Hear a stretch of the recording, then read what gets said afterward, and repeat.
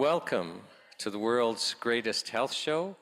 My name is Shawn Buckley with the Natural Health Product Protection Association. And this evening we're in Grande Prairie. We've got a large crowd here, and for those of you attending online, thank you for participating. It has been quite the day. We were in Kamloops last night, had a standing room only crowd, and then we drove part of the way, got into Valemount about 1 in the morning. Had to get up. The cabin we were staying in did not have a strong enough cell signal for us to do our opening, so we had to drive into town, stand outside, use the truck to power the little microphone thing, and in, I think sub-zero, stand still for about an hour and deliver an opening. And then we had to do an interview for Talk Truth. I'm now able to feel my feet again, so that's a really good thing. And then we're driving up here, and we forgot about the time change. And so as soon as we realized that we had an hour less than we thought we had, it was like, we're not stopping for anything, don't drink any water, let's just keep going. So here we are, and really pleased. This is an incredible thing that's happening, and it's so important. I'm going to be discussing Canada's health policy. I'm going to be discussing a little bit of the censorship and trying to give you a bigger picture of what's happening. I know I'm going to shock you. Like, you think you know what's happening, and you think you know what I'm going to say. I'm going to shock you. I know I am, because it's just too shocking that things are so different than what we think they are. And I don't know about you, but I just grew up in a home we trusted the government. I shouldn't say that. My dad worked for the government, and he really taught me to be careful about them. But that said, I had no concerns about my food. I had no concern about drugs. When, we got sick, we went to the medical doctor, all of that. For me, it's been a complete journey of discovery, which began with me acting as a lawyer for Health Canada against a herbalist. And then I ended up acting for that herbalist against not against Health Canada, against the College of Physicians and Surgeons. And for about 30 years, well, a little over 30 years actually, I have been, about half of my legal practice has been defending natural health product companies when Health Canada charges them. And I have represented more companies than all other Canadian lawyers combined concerning Health Canada charges. But most of the work's out of court. They try to destroy you and bully you without going to court. They don't like that. But when you're dealing with them for 30 years, you really get an understanding. You get an understanding of how the law works, and you get an understanding as to why Health Canada is there. So I'm going to share some of that with you tonight. But before I do, I just need, for those of you who don't know what we're doing and why we're here. So I'm with what's called the Natural Health Product Protection Association. And we're a nonprofit, and all we do is we try to protect your access to natural health products, we try to protect your health rights, and we try to protect truthful health information. And we're marching across Canada. We started in Victoria on October 4th, and then we're in Vancouver, and then Aldergrove, and then Kelowna, and then Kamloops, and here we are tonight with you. And we're continuing marching all the way to Ottawa. We end up in Ottawa on October 25th. We've got another group starting in Charlottetown, and they're going to meet us on the Hill on October 25th. We've got another group starting in Quebec City, and they're going to meet us on the Hill on October 25th. We've got another group starting in Whitehorse, and they're not willing to drive to Ottawa, so we're letting them fly. And they're going to meet us on the Hill on October 25th. And so we're going to have an event on Saturday, October 25th at 1 p.m. on Parliament Hill.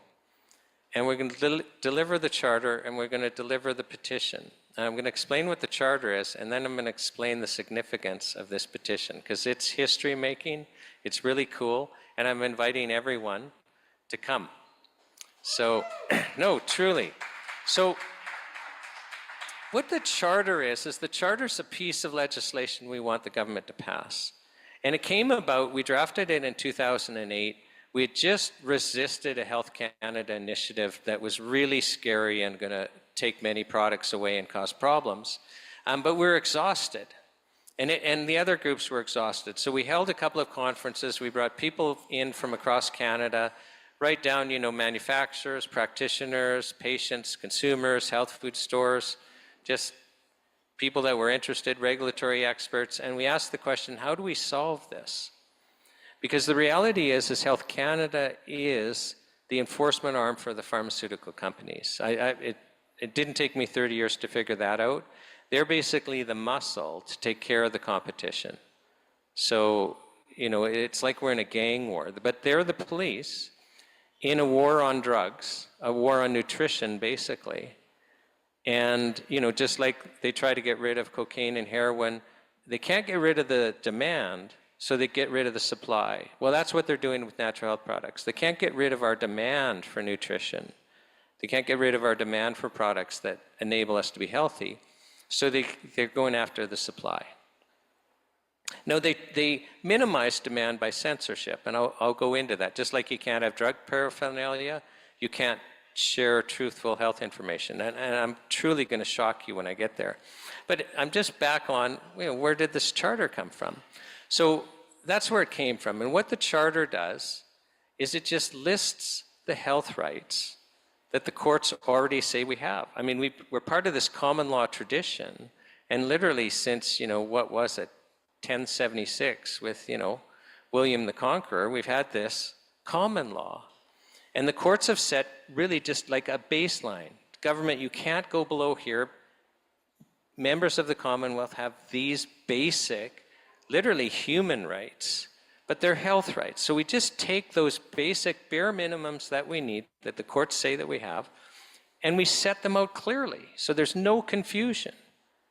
And we say all federal law has to bend to these health rights, and all federal actions have to yield to these health rights. And we don't ruin it with a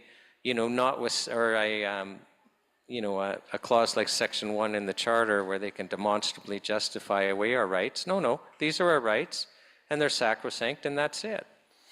And then, as I'm going to explain, we really are talking about access to vital nutrition that we literally need to be healthy.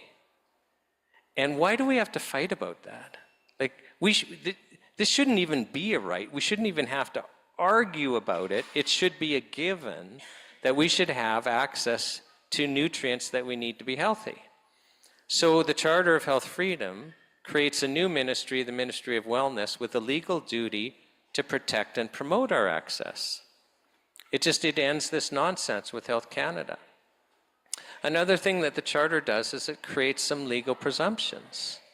And one of the legal presumptions that it creates, and I'll just ask people if they can be quiet just because we are streaming online. One of the legal presumptions it creates is there's a legal presumption that the best source of information about whether a product works for the person is the person. And we've learned this is necessary because of what the Department of Justice does. So as I'm going to explain to you in a minute, like all of the legal treatments are synthetic chemicals. And if those synthetic chemicals don't work for you, or you can't tolerate the side effects, it's literally killing you, and you find a natural product that works for you, that's actually keeping you alive, or you'd otherwise be disabled, well, that's an illegal use of the product. I'll explain that in a minute.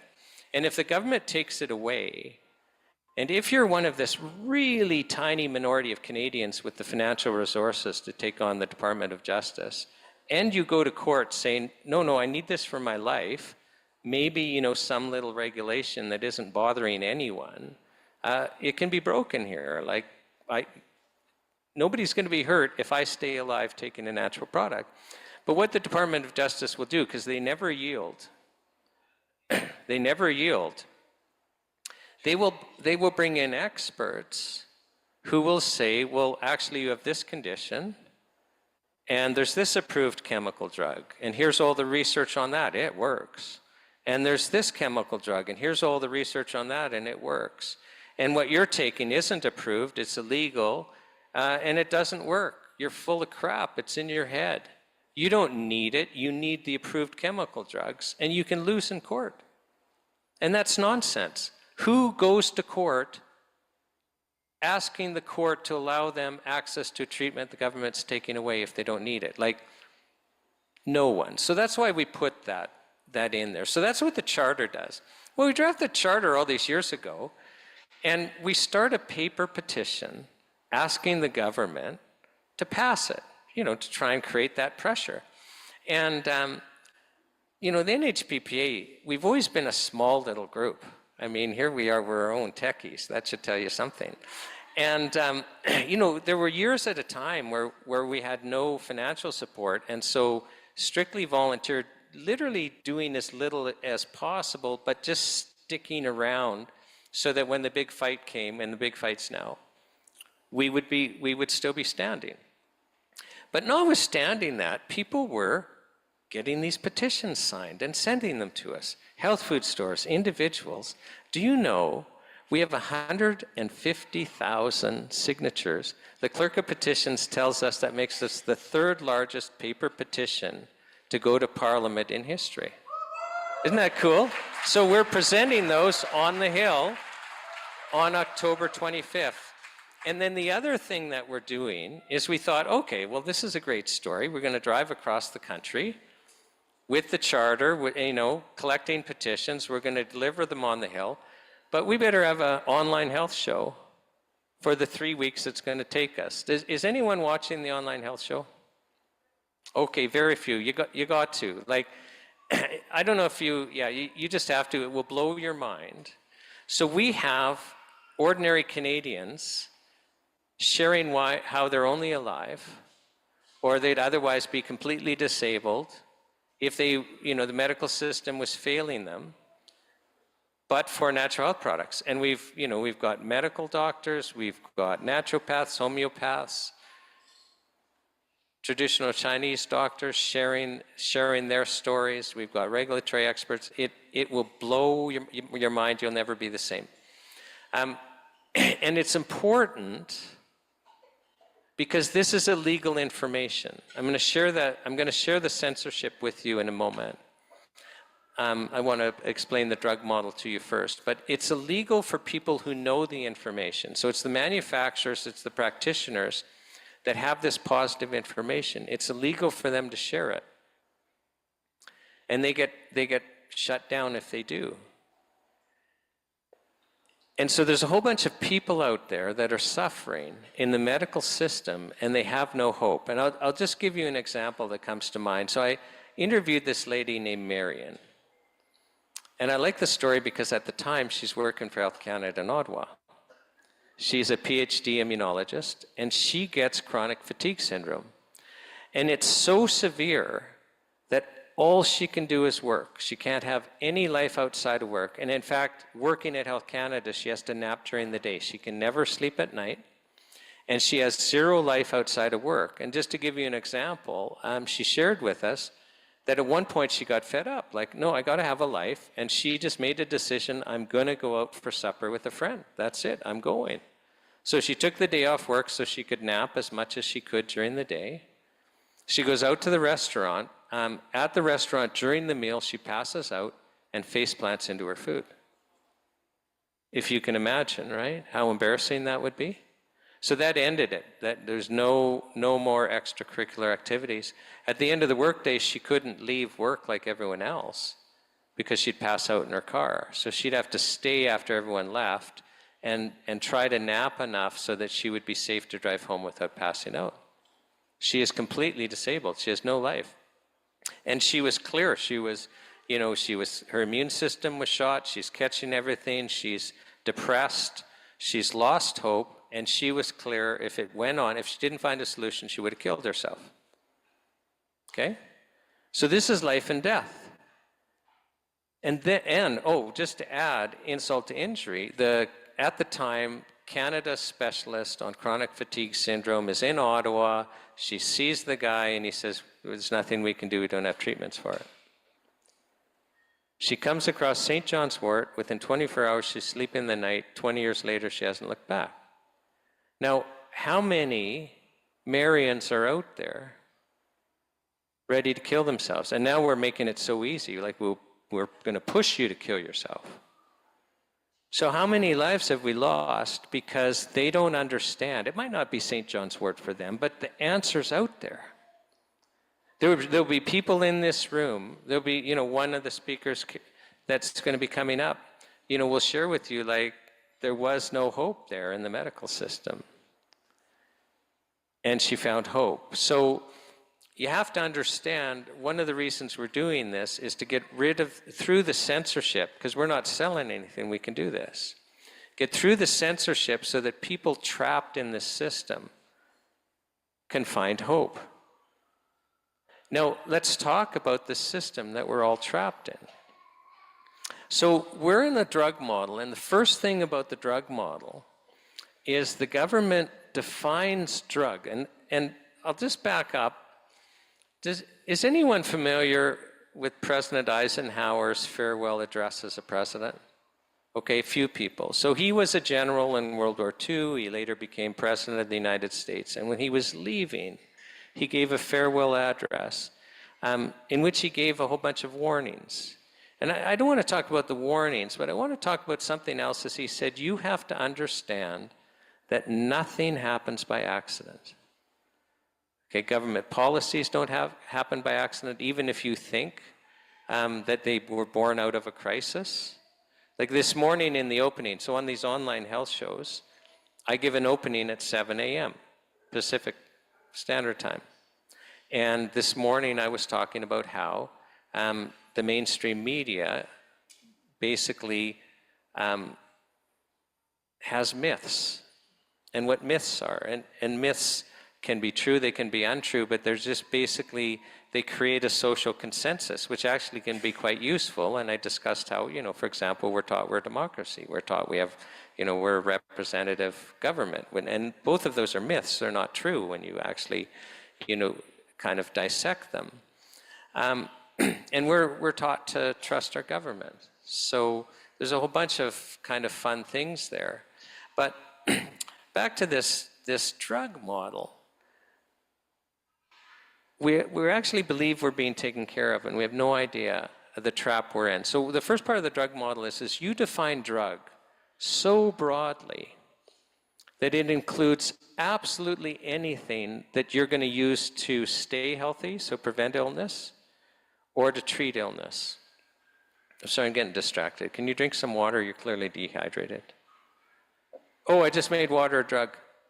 Thank goodness. No, but I truly did. If I gave her water to treat dehydration, I would be breaking a whole bunch of federal laws.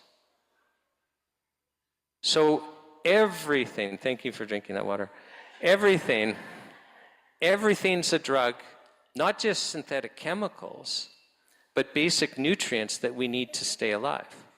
So anything used to stay healthy, to prevent illness, or to address illness is a drug. So that's the first part of the drug model, is you deliberately, I was back to Eisenhower, where I wanted to say is he said nothing happens by accident. Even if it looks like a crisis, trust me, it's not. Everything has a plan. So this drug model has a plan. So the government deliberately made everything a drug. So everything in our food supply is a drug. The next part of the drug model is you make all drugs illegal. So what you do is you pass regulations saying you cannot sell a drug without a license. And what that means legally is every drug's illegal. Every nutrient is illegal. And then Health Canada will grant exemptions in the form of a license.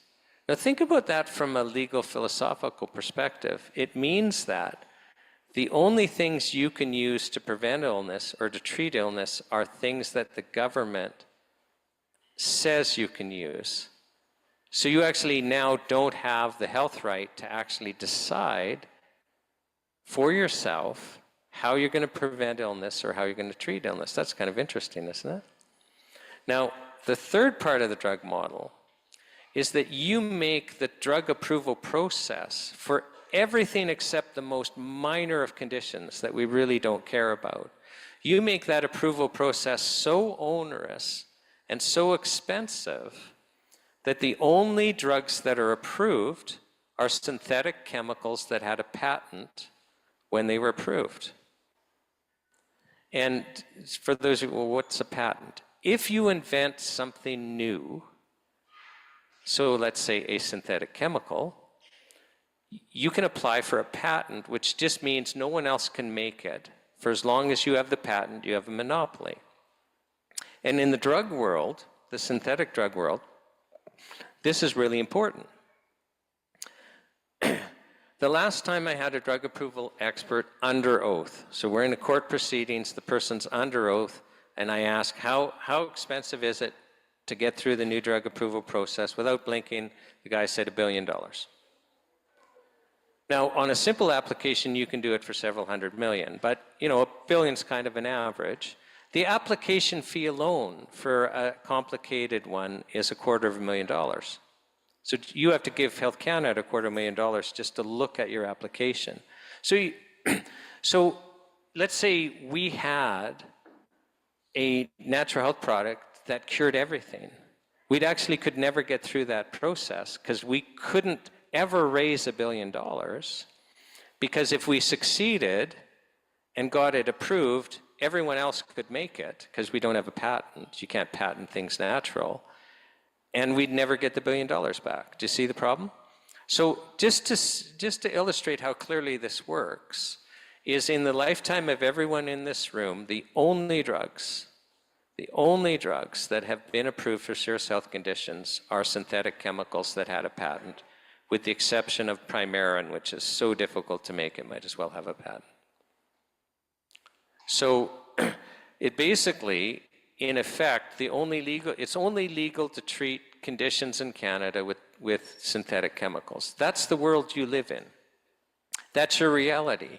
And if you think about it, we all know if anyone had to go to the hospital right now for anything, the treatment would be a synthetic chemical. This is by design.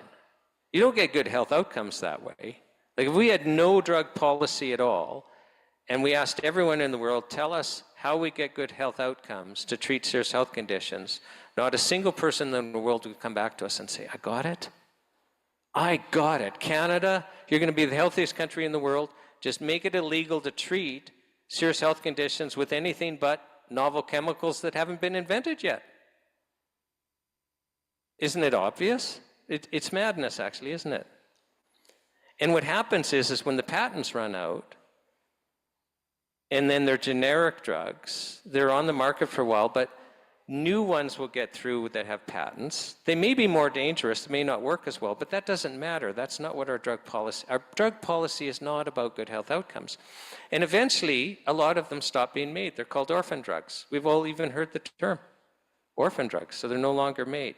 So what it means is that you and I will be treated by and large with chemicals that didn't exist when we were born. Our parents were treated with different chemicals that didn't exist when they were born, and our children will be treated by and large with chemicals that didn't exist when our children were born. There's this rollover because that's the business model. So here we're in this country where it's only legal for us to use synthetic chemicals. And now let's talk about our government-funded healthcare, which, in Canada, we can't talk about, right? This is forbidden territory. But health is provincial jurisdiction. But we all have the same healthcare. We all use these synthetic chemical drugs, not just because they're the only legal treatments, but because the federal government manipulates the provinces into doing that. So what happened with Pierre Trudeau Sr. in the early 70s is he just started taxing Canada like crazy, and then he's got these bags of cash, and he says to the provinces, well, I know you have jurisdiction over health, but I'll give you these bags of cash if you spend it the way I want you to spend it and follow the Canada Health Act. And the provinces made a huge mistake and said yes, because now Ottawa dictates their health policy, and they're addicted to the cash like heroin. Like the citizens would rebel if any province said no to the cash, because our healthcare system would collapse. So now we have government-funded healthcare that limits itself to synthetic chemicals. Well, we don't get good health outcomes that way. We don't. And then we have the provinces participating in this game with giving doctors the medical monopoly. Now, I appreciate that, in some provinces, naturopaths and homeopaths. There have been little niches carved out, but by and large, medical doctors have a monopoly on providing healthcare. They're the only ones that can order tests, for example, in almost every province, even where they're, naturopaths and that are licensed. In Quebec, there was a decision last month, Quebec Court of Appeal, saying naturopathic doctors, you can't diagnose, you can't treat, you can't recommend, because you're not medical doctors, right? Like this is full on, and the provinces basically participated in getting rid of our alternative practitioners at the turn of the century. We used to have homeopathic hospitals in Canada. I remember I was driving to Williams Lake for court late one night listening to CBC, and this would be like 25 years ago where, that was acceptable, especially when it's the only station you could catch in the mountains. And there was a documentary on about the 1918 flu. And what the documentary was saying, and I'll tell you, I can't find it now. There's no way CBC would allow this on their website. But what the documentary was about is if you got if you got so sick with the flu that you had to go to the hospital, if you went to the allopathic hospitals, that's our mainstream medical system, you had an 80% chance of dying. If you went to the homeopathic hospitals, you had an 80% chance of living. Oh, well, I know which hospital I want to go to next time there's a pandemic. I want to go to the homeopathic hospital. Oops. We got rid of them. This is by design. So I'm just trying to share with you that our governments, both federal and provincial, have colluded together to force us into a chemical drug model where we are getting sicker and sicker and sicker.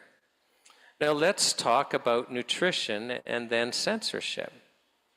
If you're watching this health show, you're going to learn what you already know, but you're just going to learn it writ large. So the government's in control of our food supply. Big mistake. So the Canadian Food Inspection Agency and Health Canada have allowed tons of chemicals into our foods. In fact, everyone in this room, if we tested you, for example, you got glyphosate. Every single one. It doesn't matter if you're trying to eat organic and all of this stuff. You have glyphosate in your system. You got a whole list. It's almost like we're all on this walking journey, and the government's put a backpack on us with a 100-pound weight that we're carrying around called our toxic load. And it is likely that actually none of us actually know what it's like to feel healthy. Like, let that sink in. It is likely that none of us know what it's like to feel healthy. I try to go to a third world country a couple of times each year, and it takes me about 10 days. I start feeling better eating their food. And I try to eat well here. And I see people shaking their heads. They know exactly what I'm talking about. So our government has allowed our food to be toxic, and then it stopped being food.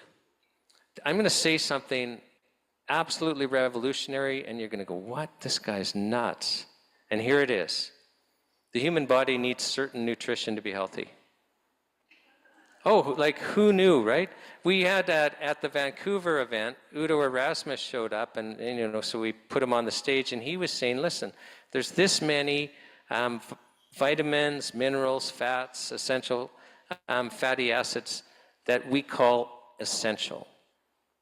And if you're missing, they're called essential because if you're missing any one of them for too long, you die. Like even just one, you die. And if you're deficient in them, you become sick. The reality is, as shocking as it is the human body needs certain nutrients to be healthy. And if we're not getting them, we're not healthy.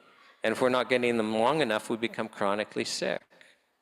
The U.S. Department of Agriculture has for probably 100 years, they have been measuring the levels of nutrition in our foods. And they've been going down and down and down. Like 100 years ago, our foods were just chock full of vitamins and minerals. So just eating normally, you were healthy. Without any concern at all, you were healthy.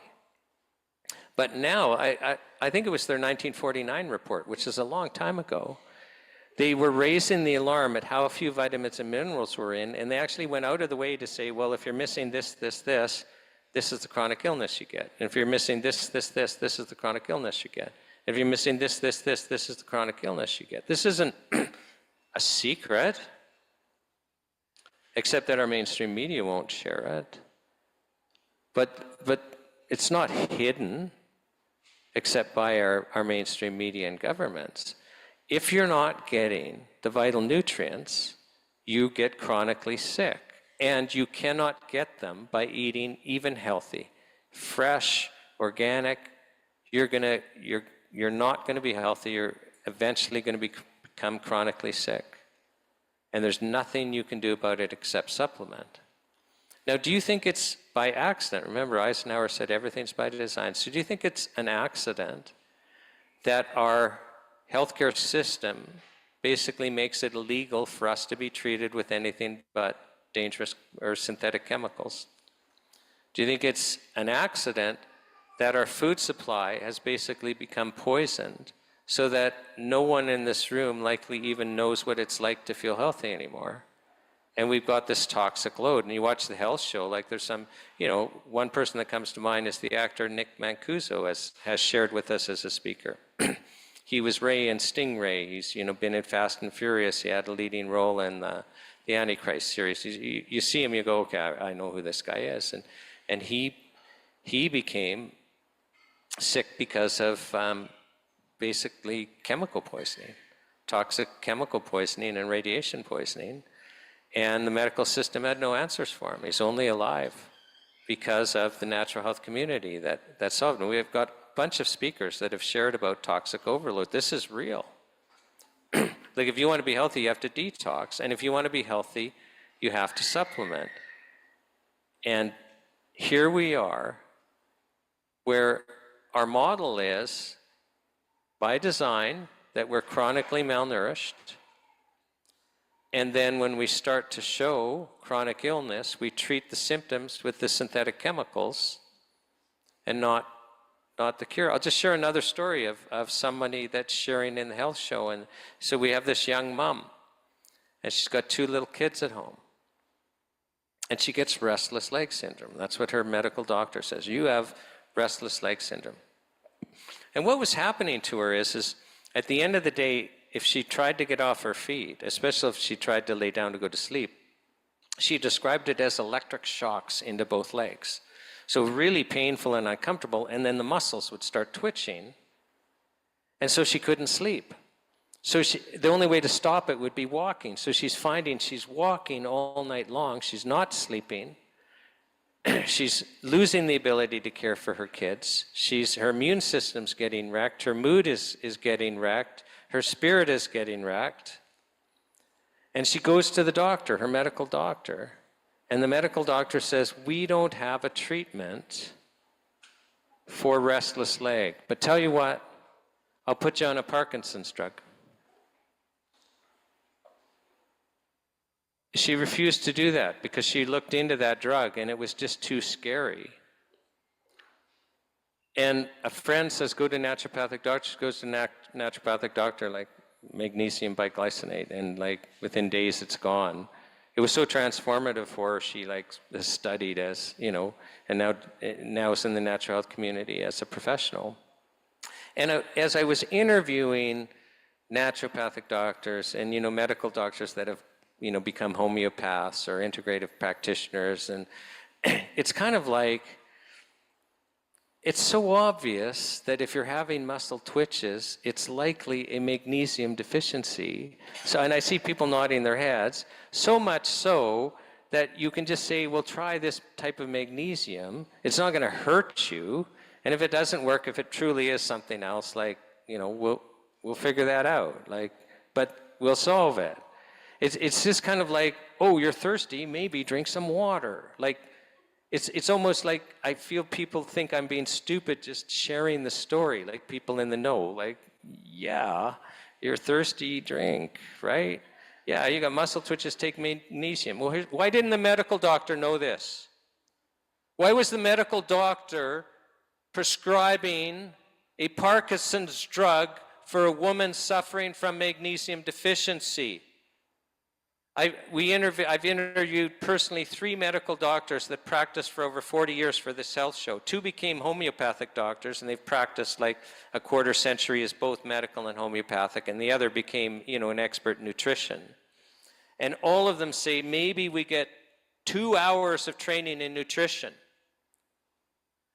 Well, the reality is likely most of our illnesses, our chronic illnesses that we go to the doctors for, are caused by either toxic overload and or malnutrition and or both. And our medical gods are not taught to even recognize nutritional deficiencies.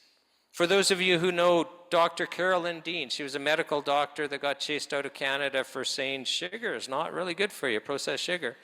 I saw her lecture, and she put up the symptoms of heart disease. And then she put up the symptoms of magnesium deficiency. They were identical. How many people with magnesium deficiency, and we're chronically deficient in magnesium, are being treated for heart disease? Our system is broken, and here we are having to fight Health Canada to have access to our nutrients. You have to supplement to be healthy. You must. Get some advice. Go to Homesteader, who I'm going to talk about in a moment. Get some advice and get supplementing. You don't have a choice. But most of us don't hear this information.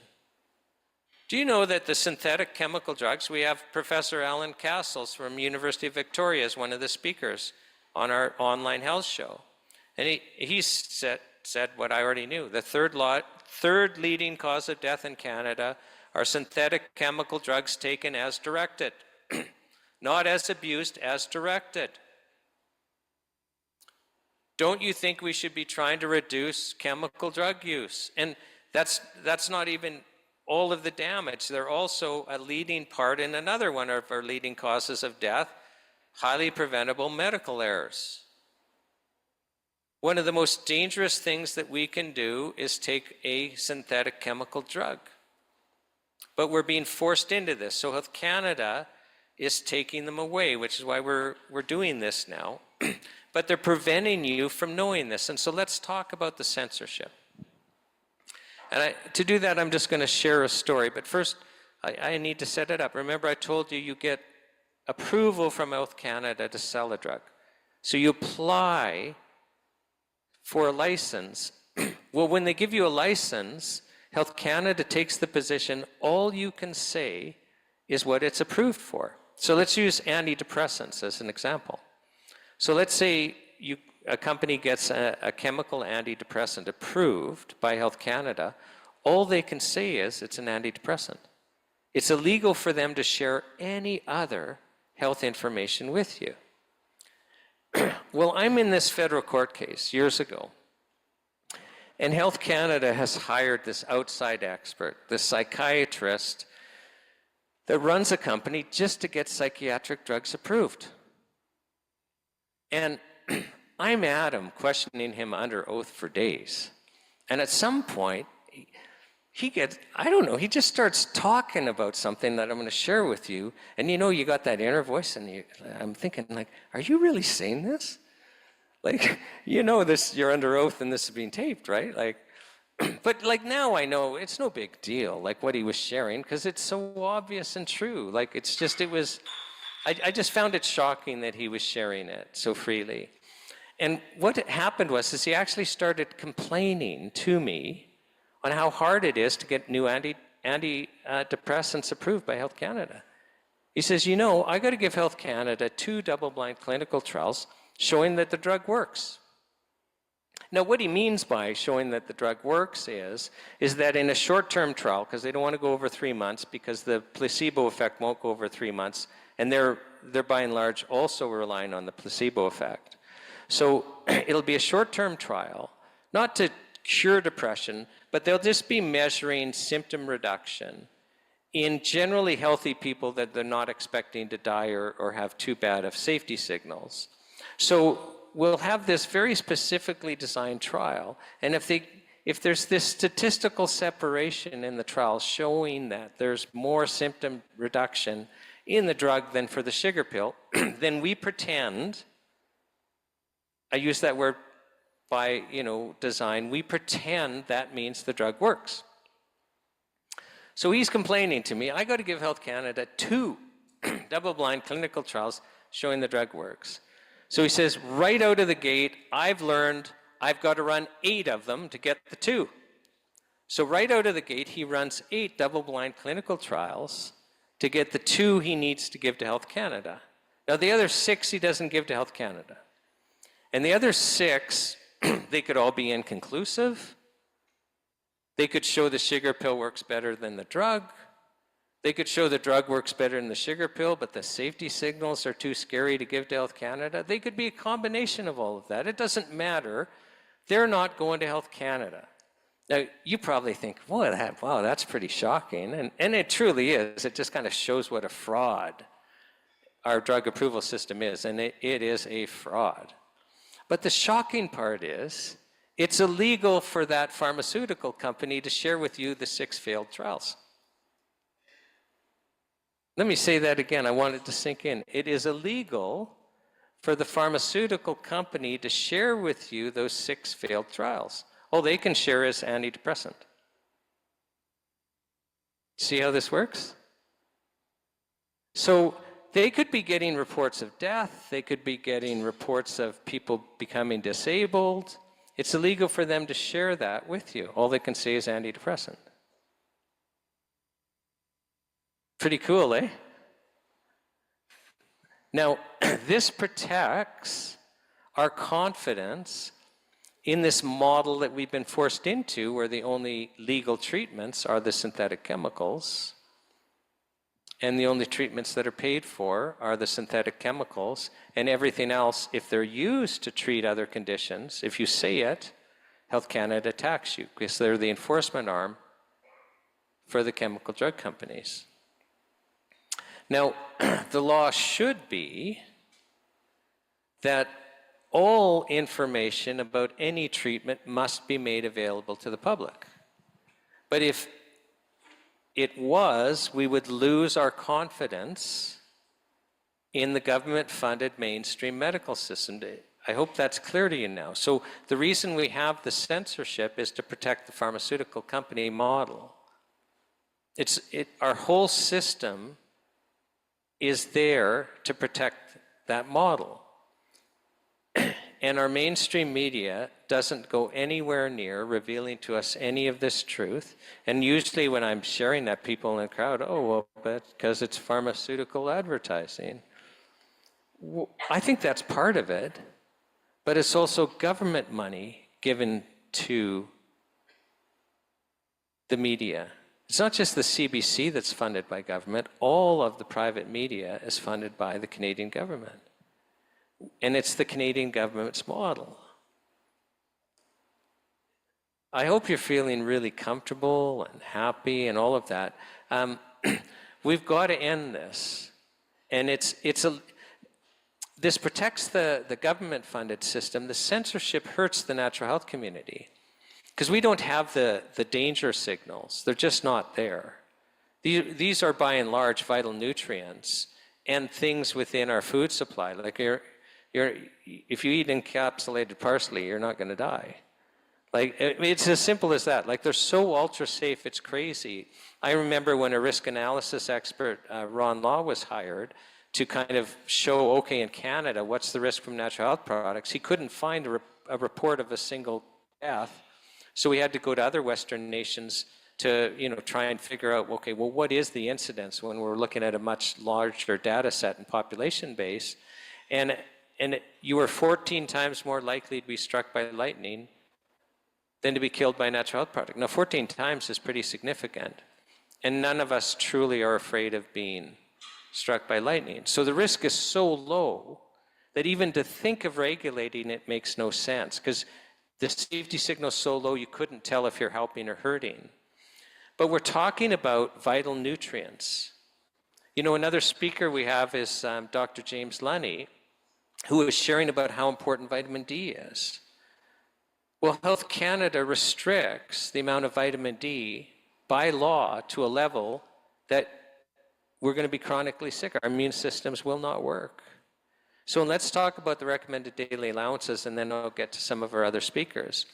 So Health Canada has what's called recommended daily allowances for vitamins and minerals. And you'll see, you pick up a bottle, oh, vitamin D, this gives me 2,500 micrograms. Oh, that's 100% of the recommended daily allowance. I better not take more, right?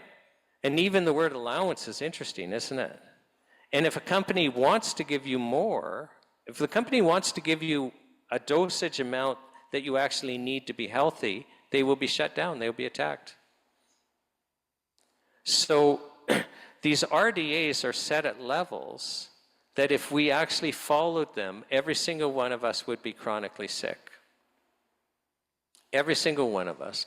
And so let me just share with you where the RDAs come from. But I hope you're shocked that by law in Canada, companies cannot provide you the nutrition that you need to be healthy. And the RDAs actually come from World War II. So, you know, the Allies, they're preparing for D-Day, and they got a problem. Because they actually think they're going to break through every beach. They don't realize they're going to only break through one beach.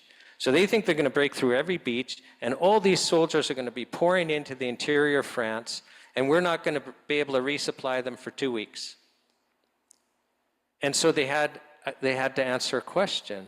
Well, what's the minimum amount of nutrition that a super fit 20-year-old male needs to function minimally for 2 weeks? After 2 weeks, he can collapse, but he's still got to be able to pull a trigger for 2 weeks. And remember, they're thinking, oh, he's got to carry his ammo, got to carry his gun, got to carry his maps, and he's got to carry his food. So what's the minimum amount of nutrition a healthy 20-year-old needs for basically 2 weeks? And that became our RDAs. And our RDAs, and Health Canada will agree with this, is the amount that every single Canadian can take every day of their life, so from birth to death, and we will never have a single adverse reaction in the population. That has nothing to do with optimum health. So, you know, one of my children was 4 pounds premature. So the RDA is the amount that you can inject a 4-pound newborn and not have an adverse reaction, and, you know, hopefully he lives to be 110, and every day of his life can take every single one of those, and we'll never have an adverse reaction in the entire population. It has nothing to do with health. So I'm going to, in a minute, call Megan up, but I want to do a call out to our sponsor for tonight, Homesteader Health, and I'm going to have Megan talk a little bit about Homesteader Health, but they've got 2 locations in Grande Prairie. Oh, yeah, Megan, come up.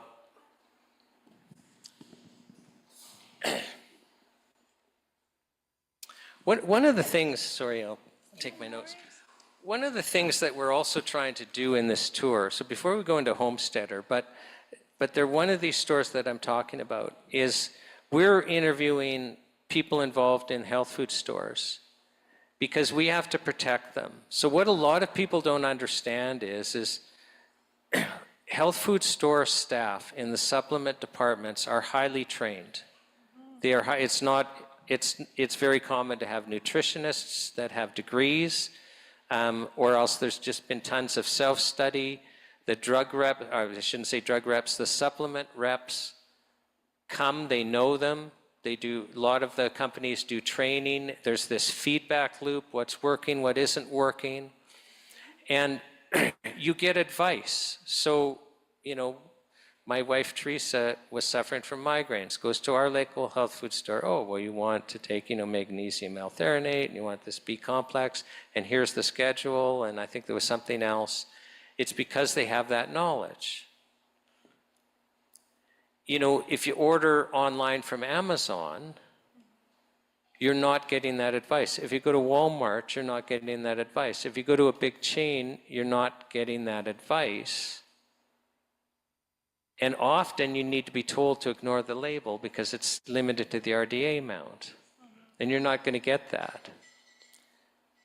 And if we lose these stores, we lose this resource. And, you know, you order on Amazon, the NHPPA gets feedback, it was a fake, it was a fake, it was a fake. Yeah, if it's half price, it's a fake, right? And if you think prices are cheaper at Walmart, they're not. Actually, try your local health food store, you would be shocked. And another thing that they do is there's usually a whole bunch of different products of the same thing, but they're not all equal. And the health food store will be getting feedback from their clients, and then they learn, oh no, actually, you're more likely to do well with this. Or if there's this other complication, this one works better. You can't get that anywhere else. But people are starting to go online, and we're in real danger of losing some stores. And some chains are being bought up, and the culture's changing. I was at a trade show a couple of weeks ago in Toronto, and I met a lady. I didn't have time to interview her for the show, but in Quebec, she was working at a health food store, and they wanted her to sign a document saying she would only say what's on the label, which is what Health Canada wants. And the document reminded her that she could go to jail and be fined if she went beyond the label claim. Like, the big culture is starting to creep in. And we have to protect stores like Homesteader. And Megan's going to share with you that she's a nutritionist. She's worked at Homesteader for 10 years. And she takes giving that advice super seriously. So I want to do a shout out. Homesteader has, sponsored this evening. Homesteader is supporting you getting truthful health information. And, you got supplements, you got the supplement staff there, you've got beauty products there, you've got produce. You have to eat organic. You have to eat organic. And don't think it costs more, because when you're sick and you're going to the doctor and there's a cost. So you don't have a choice, and you have to figure out how to do it. And actually, it ends up becoming so mainstream, you can do it, right? So I just wanted to give a shout out to Homesteader. And thank you. So, if you're in Grande Prairie or Prince George or Fort St. John, you can support that business. But, for those of you online that don't live in those communities, find the local stores. And, I'm going to interview Megan. We're going to talk about what this is like. But we also have had other store owners and other people working in stores sharing exactly what I've told you. And they're there because they're passionate about it. And so it's a theme of the health show is we have to wake Canadians up and get them supporting our local health food stores. So Megan, let's have a seat and have a conversation. So Megan, maybe let's start with your own health story, because that's usually where these things begin. That's how people get into the natural health community. Sure. So my health journey has been a lengthy one, in a sense that it started out when I was a child. Standard American diet, didn't really know much about much to do with healthy eating and thriving, flourishing, if you will. And I was really sick as a kid, so my parents, the whole medical system, steroids, antibiotics, and just severe reactions to those types of things, obviously. And my gut was destroyed before it could even develop. So. And I'm just going to slow you down. Yeah. So let's talk about your breathing problems. How old you were, what they were like, and some of the treatments. Yeah, they started really quickly, under the age of 1. I'm pretty sure there was an infection that came along there, and I was put on antibiotics even before the age of 1 for asthma, autoimmune, and if we know anything, the gut gets quite destroyed through those kinds of things. So I just got sicker and sicker. School age, I was having trouble breathing. I wasn't sleeping well. My parents were definitely not sleeping well. So it was a lot of chaos throughout my childhood. And into my teens and early 20s. And again, I want to slow you down because it's just You sometimes. might have to. No, no, but it's just, so you're actually describing, like as a young child, like, you know, even kindergarten age, for example, you are not able to sleep the night because you're having trouble breathing. So your parents are having to stay up with you because you're having trouble breathing, despite, you know, the puffers and the steroids and that. Like that's, I think it's important for us to appreciate we're talking serious health conditions. Serious, yes. Okay, and this went on for years and years. Yeah, it's a little triggering, so it's a little emotional like most health stories are. And so, segue into later on in my teens, I joined the Canadian Forces, and yeah, during that time, I believe I was stable. I can't remember really big episodes during that time, but this one's going to be a little bit impactful, I think. I was training, and they were, okay, you need to have certain round of medicals before you are put into the field. And so I went and I was undergoing medicals, and so yeah, I took really sick after that. And if Shawn wants to interrupt here. No, well, you're just, and so what the medicals were is you were going to be deployed in Afghanistan. I was training to soldier qualification, yes. Yeah, and then for that deployment, there was a list of routine vaccinations that they wanted all soldiers to take, and you had an autoimmune reaction I did. to that vaccination program. Yes, I took very sick enough for it not to go very far more past that. And so luckily that sickness somehow took me away from that. And yeah, I became very ill. Meaning you got discharged for medical reasons. Yep. Okay. So I just, Yay. just so people understand. So you have this reaction, you get discharged. Now, all through your childhood, so you've mentioned puffers, you've mentioned steroids. Was there anything really that was effective? So maybe the most effective, and don't get me wrong here, maybe the most effective thing in my life then was environment and climate. And so my family and I, we moved out west from the East Coast in Newfoundland, and we moved to Alberta. And surprising, the drier climate helped me to overcome some of it, but it wasn't until I dug into more and more lifestyle changes and nutrients that actually was addressing my gut issues. And so lots of different trial and error there. But yeah, I managed to be in full remission later on throughout my 20s. And I think a little bit of it, what set it off was environmental, but not enough. I was still really struggling with coming back and forth into not really being able to hike very far and feeling very overwhelmed. And yeah, I'd like to think I was relatively healthy in my later 20s once I got into natural health products and really understanding that the body needed to be flooded with nutrients to take myself out of that. And I just want to back up to something. So you're trained as a nutritionist. Yes, so in Alberta, I'm considered certified in holistic nutrition. Right, and that's just because Alberta doesn't allow nutritionists to be called nutritionists. Yes. Right, but in another province, you could be called a nutritionist. In BC, I'm a registered holistic nutritionist. Here in Alberta, I'm certified in holistic nutrition. Right, and the dietitians don't want us to use IST. Which school did you go to?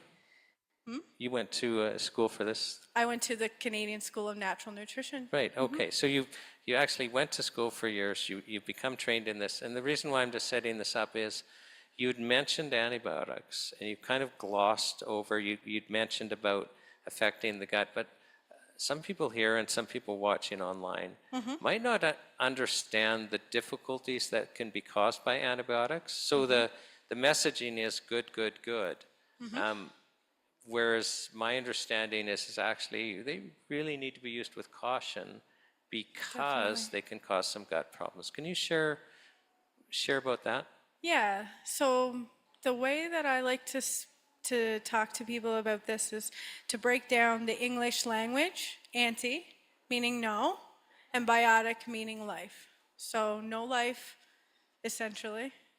So digging a little deeper into the gut, digestive system, there's a lot of life going on in there. It's known as the microbiome. So there's a lot of bacteria in there. And when we take no life, aka antibiotics, we kill off life in our bodies. And our immune system, most of it is in the large intestine. So, and that's where antibiotics really like to clean out the bad, Right. but also the good. So the bacteria, the flora in our digestive tract is super important for our health.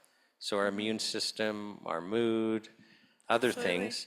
And if we kill, because the antibiotics kill it all, then that creates its own problems. It's basically what you're sharing. Yeah, I mean, without getting too deep into the medical side of things, antibiotics can have a direct impact on our colony in there. And so if we look at natural health products, such as probiotic, pro-life, we're bringing the bacteria back into our digestive system and back into our intestines. And so in turn, we like to think that we feel better from that because our immune system is able to function a little better when we're giving it the right nutrients. So if somebody has to take antibiotics, what should they do to rebuild their gut flora? Yeah, so it's more complex than a direct recommendation. I always say, it's best to consult with a practitioner in that area, because when you're dealing with chronic health issues and irritable bowel and those types of things, there's stepping stones. So, and sometimes we can tend to, cliche as this is, put the cart before the horse. So it's always good to have a plan. And how we do that is through one of the biggest ways that we can find and navigate that is through local health stores and people who are educated in this area to help us. You're the drivers of your own bus, but having a guide and somebody who is human like you and has had their own health issues, it's very important to navigate that with someone who can help you understand, because we have many products on the shelves, and it can get overwhelming for people. And what I'm recognizing lately with AI and all of these search engines is that people are becoming quite confused because it's being misdirected to what feeds the propaganda machine. I don't know, is that going to get me in trouble? No, but basically, because you actually interact with patients, and I liked your answer, which really was, well, I can't give you an answer because it depends on the person, it depends on the situation, it's individual. And even you saying, likely they need to see a practitioner and get dealt with more holistically. Mm-hmm. Did you guys hear that? So if you had gone to see Megan, she's not just going to sell you a product. She's going to try and steer you in the direction because she's trained to do that. And do you see the value there? You're not going to get we had a chain of stores, Kaddish, in Ottawa that went under, and I'm just spooked about protecting our stores now. Me too. So it's so important. So can we get back to kind of your journey? So you're discharged from the army. You become a young mom.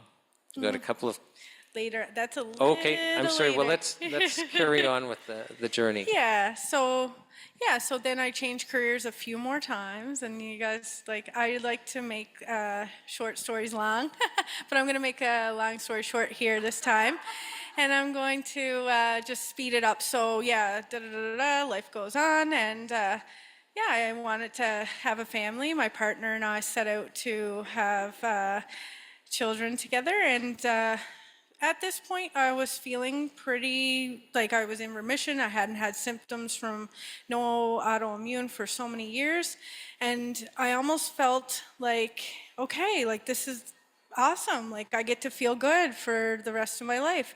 And so then I had children back to back, 20 months apart, Michael and Aaron. And after I had Aaron, I didn't even really know what was happening with me, but I had been still very closely connected with my homesteader family. My practice had been growing in the area of working with women and hormones and postpartum women. And I didn't really understand it. You do not understand something until you go through it yourself. And so I began to wonder what was wrong with me. And I kind of fell away from, I guess, just understanding. It's like when you feel depressed, if anyone has felt anxious or depressed or any of those emotions, you don't always have the same working brain, and that's a big issue. And so I began researching deeply into micronutrients and our agriculture and what was going on there in the realm of glyphosate and what's happening with our topsoil. And so I felt very, very deficient. And so I tapped into a company that Homesteader, it's tried and true. I stand by, I absolutely adore what this company stands for, and I started using their products myself, and I recommended them for over a decade, but I never truly understood the impact that they would have on my own life, and then understanding how I would take that into practice. So I began flooding my body with nutrients that would soon help my gut to repair, and in turn my brain, because there's a gut-brain connection there. And I felt like at points my bones would be like almost becoming porous, like an osteo feeling from pregnancy later on in life. I'm almost 38, and I had my first child in 36, so 35, 36. So I was feeling my bones, my teeth, everything. And it took a little bit to bounce back there, but I started flooding my body with the nutrients. I'm just going to slow you down again. So when you're talking about the bones, like this was actually painful, right? Yeah, like my ankles and my knees especially. And then I've never had any issues with my teeth. But that all started to happen then. So Okay, and that's reversed now. You're not in any pain. Your teeth are fine now. Your bones don't hurt. No, I'm feeling like I'm coming back for sure. I'm replenishing my body. Okay, and then backing up, when you're talking, you're suffering from depression. Mm-hmm. You literally couldn't care for your children. Yeah, at times it felt I was always there as much as I could be, but I think the physical demands, and postpartum women will, no matter what, they'll tell you this, and I don't think it's. I think the word depression and anything to do in mental health can become quite frightening to talk about. I mean, I have many clients, women, who feel like something is absolutely wrong with them, but in a different way. They don't necessarily grasp what's going on with your body, because giving birth is a trauma in itself, and to recover from that and to recover postpartum, the nutrients. And so the pain and stuff, it subsides when we give our bodies the right nutrients. Okay. It's a big thing. And then the company that you were talking about is True Hope Nutritional Support. Are we doing that? Yes. Yeah, no, because the reason we are is the companies can't share information, but we can tell our own stories. So you can't get it. We'll talk about how you might get into trouble if you were to share your patient stories or customer stories. But you're still free in Canada, I think. What time is it? Yeah, you're free to share your own personal story. Yes.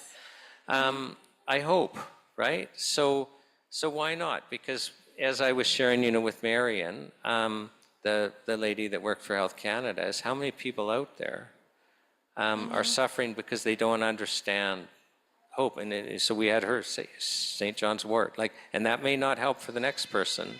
No. But if they understand, keep looking. So, no, I encourage everyone to share, what's the protocol? So what was your protocol? What did you try? Just so that people watching could go, oh, okay. that worked for her. It doesn't mean it'll work for them. Like, I think you would say, no, consult a practitioner, because everyone, they want to Yes. look at everything involved in your life so that they can identify what needs to be addressed and what the priorities are. Yes, because see, Shawn, natural health products are not a quick fix, and they do address symptoms, but as a holistic practitioner, we like to address the whole person. And so everyone has unique needs, but the protocol that I had followed myself is way above RDA limit. And so I began to flood my body with amino acids in a free form. And that really, I was taking them at one point. I remember when those thoughts would come along, or I would feel maybe I couldn't do this or that. I would just, I would take some.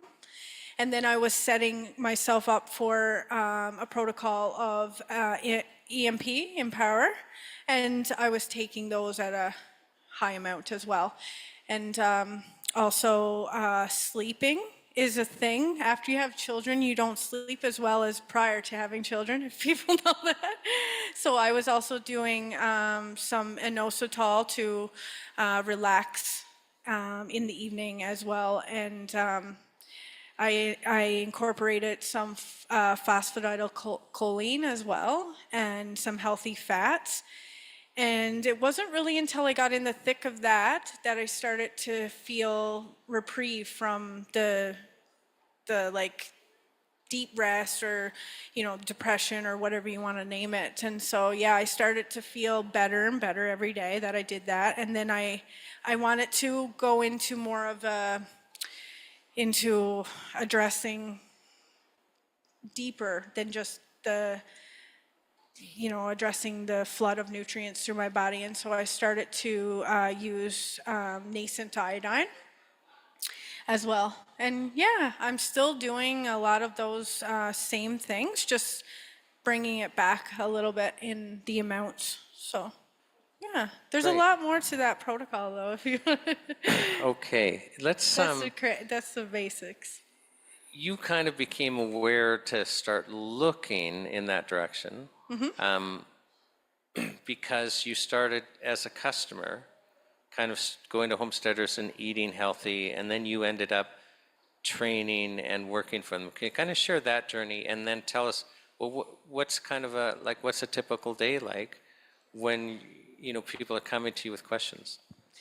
So I did start, I became a customer at Homesteader. A friend of mine here in Grande Prairie had told me how amazing magnesium sulfate was, which is Epsom salt. And I would have chronic neck pain. And I remember I was like I'm like, how have I never known about this before? It was like someone had given me $1 million. And then I started shopping there, and like the whole thing, like all the bandwagons, coconut oil, apple cider vinegar, you name it, and just started going. And then I'm like, I need to work here. And so I went and applied and got interviewed and by two beautiful women who still work for Homesteader as well. And started working there and became a practitioner in 2018. And I just recently started coming back into the health world and Homesteader world a little bit, away from my boys. But over the years, I mean, I've had such experience with customers, just even one-to-ones on the floor. And just, if you work at a place for over a decade and you have loyal people who shop at your store, you see changes in them along the way, just like I'm sure they have seen changes in me. And so it's really nice to see it, like, through your own eyes. You can see somebody's life be changed by natural health products and lifestyle, because I've seen it over the decade being at Homesteader. So.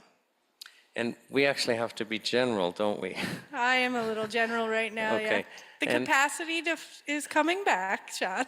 Just dipping No, my toes in. but just, I mean, because you can get into trouble with Health Canada. Disclosure is a thing, Yeah. yes. Yeah. So because I know we pre-talked, and I mean, you could share some really amazing stories, but you can't share them, I can right? I can generalize in a sense that um, there's a group of women, and that group of women has really opened my eyes to how postpartum can be a heavy load for a woman to carry, no matter how much support you have. If you're not absorbing those nutrients that are depleted from farming practices, or they're just not in the food anymore. And even like Shawn said, if we're eating organic 100% of the time, which is very important, but it's just not there. So that's the kind of nutrients we're looking for when we supplement. It's covering off many things that are lacking in our food supply and even in our water. It's the nutrients aren't there, so you see it. And a group of women who have come my way just through practice and time and consideration, working a lot in sales, I have seen it with my own two eyes. Over the past 5 years, I've seen women who, I'm going to go there right now, is I've seen women who have been on drugs since they've been young, and nothing has ever changed. It's like a life sentence. It's, no, you're depressed. This is it for you. But no, it's actually, it's a lie. And so you feed the body the right nutrients and it can repair. And so I see postpartum women who have thrown out the things that weren't working for them and brought in the nutrients. And you see, I had recently received a call from a client of mine who she spent a long time dealing with infertility. And so I had put her on a similar regime.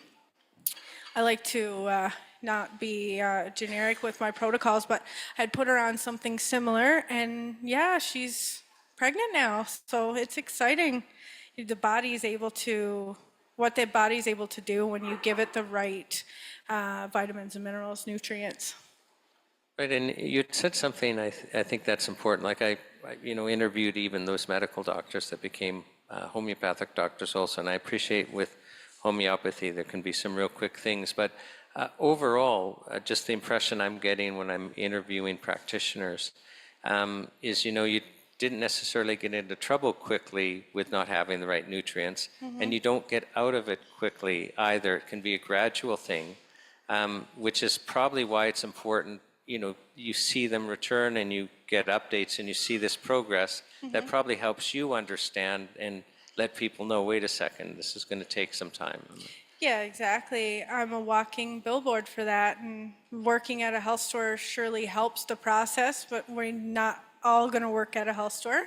But it's possible to baby steps. It can be overwhelming, but even flooding yourself with something as powerful as micronized minerals supplement, and doing that for yourself is just even one huge step in the right direction. So it doesn't need to be complex. We don't need to be jumping on all the health bandwagons and feeling like this is the best thing, this is the best thing. We just take it back to nature and the soil-based organisms and the nutrients that are in the food before we do all those harmful practices to it. That's the stuff we need to actually, somewhat thrive now. And then there's a whole other level. Once you can actually feel energy, vitality, and feel, we'll use the word normal lightly, but once you feel different than the sickness you're in, you're able to even move forward in a more thriving way and a more flourishing way. So you start to recognize the beauty of what's around you because you're not in that deep rest state where your body just wants to, and so nutrients is the basic vital nutrients is first and foremost for each one of us as human beings. Right, and you have to be healthy to have that proper mood. Yeah, you do. What you're saying. Yeah, there's no good mood without it. Megan, I try to ask a final question of everyone, and that is, what would your message to Ottawa be? I mean, you work in a supplement place, and you're aware that they're taking steps to restrict access, and you're probably already aware. I mean, prices have shot up, and so lower income Canadians already can't access. What would your message to Ottawa be? I've been thinking about this one for many, many years. It comes down to us, the people in this room. You know, we're not going to take it. We want freedom. Every human being wants freedom.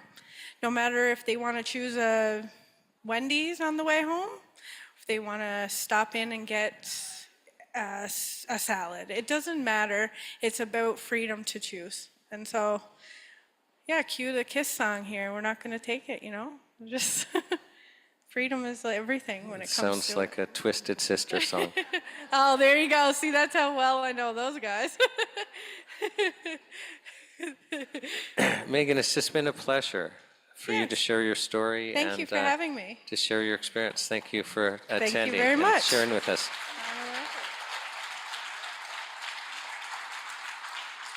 And I'd like to ask Karen Peters to come up now.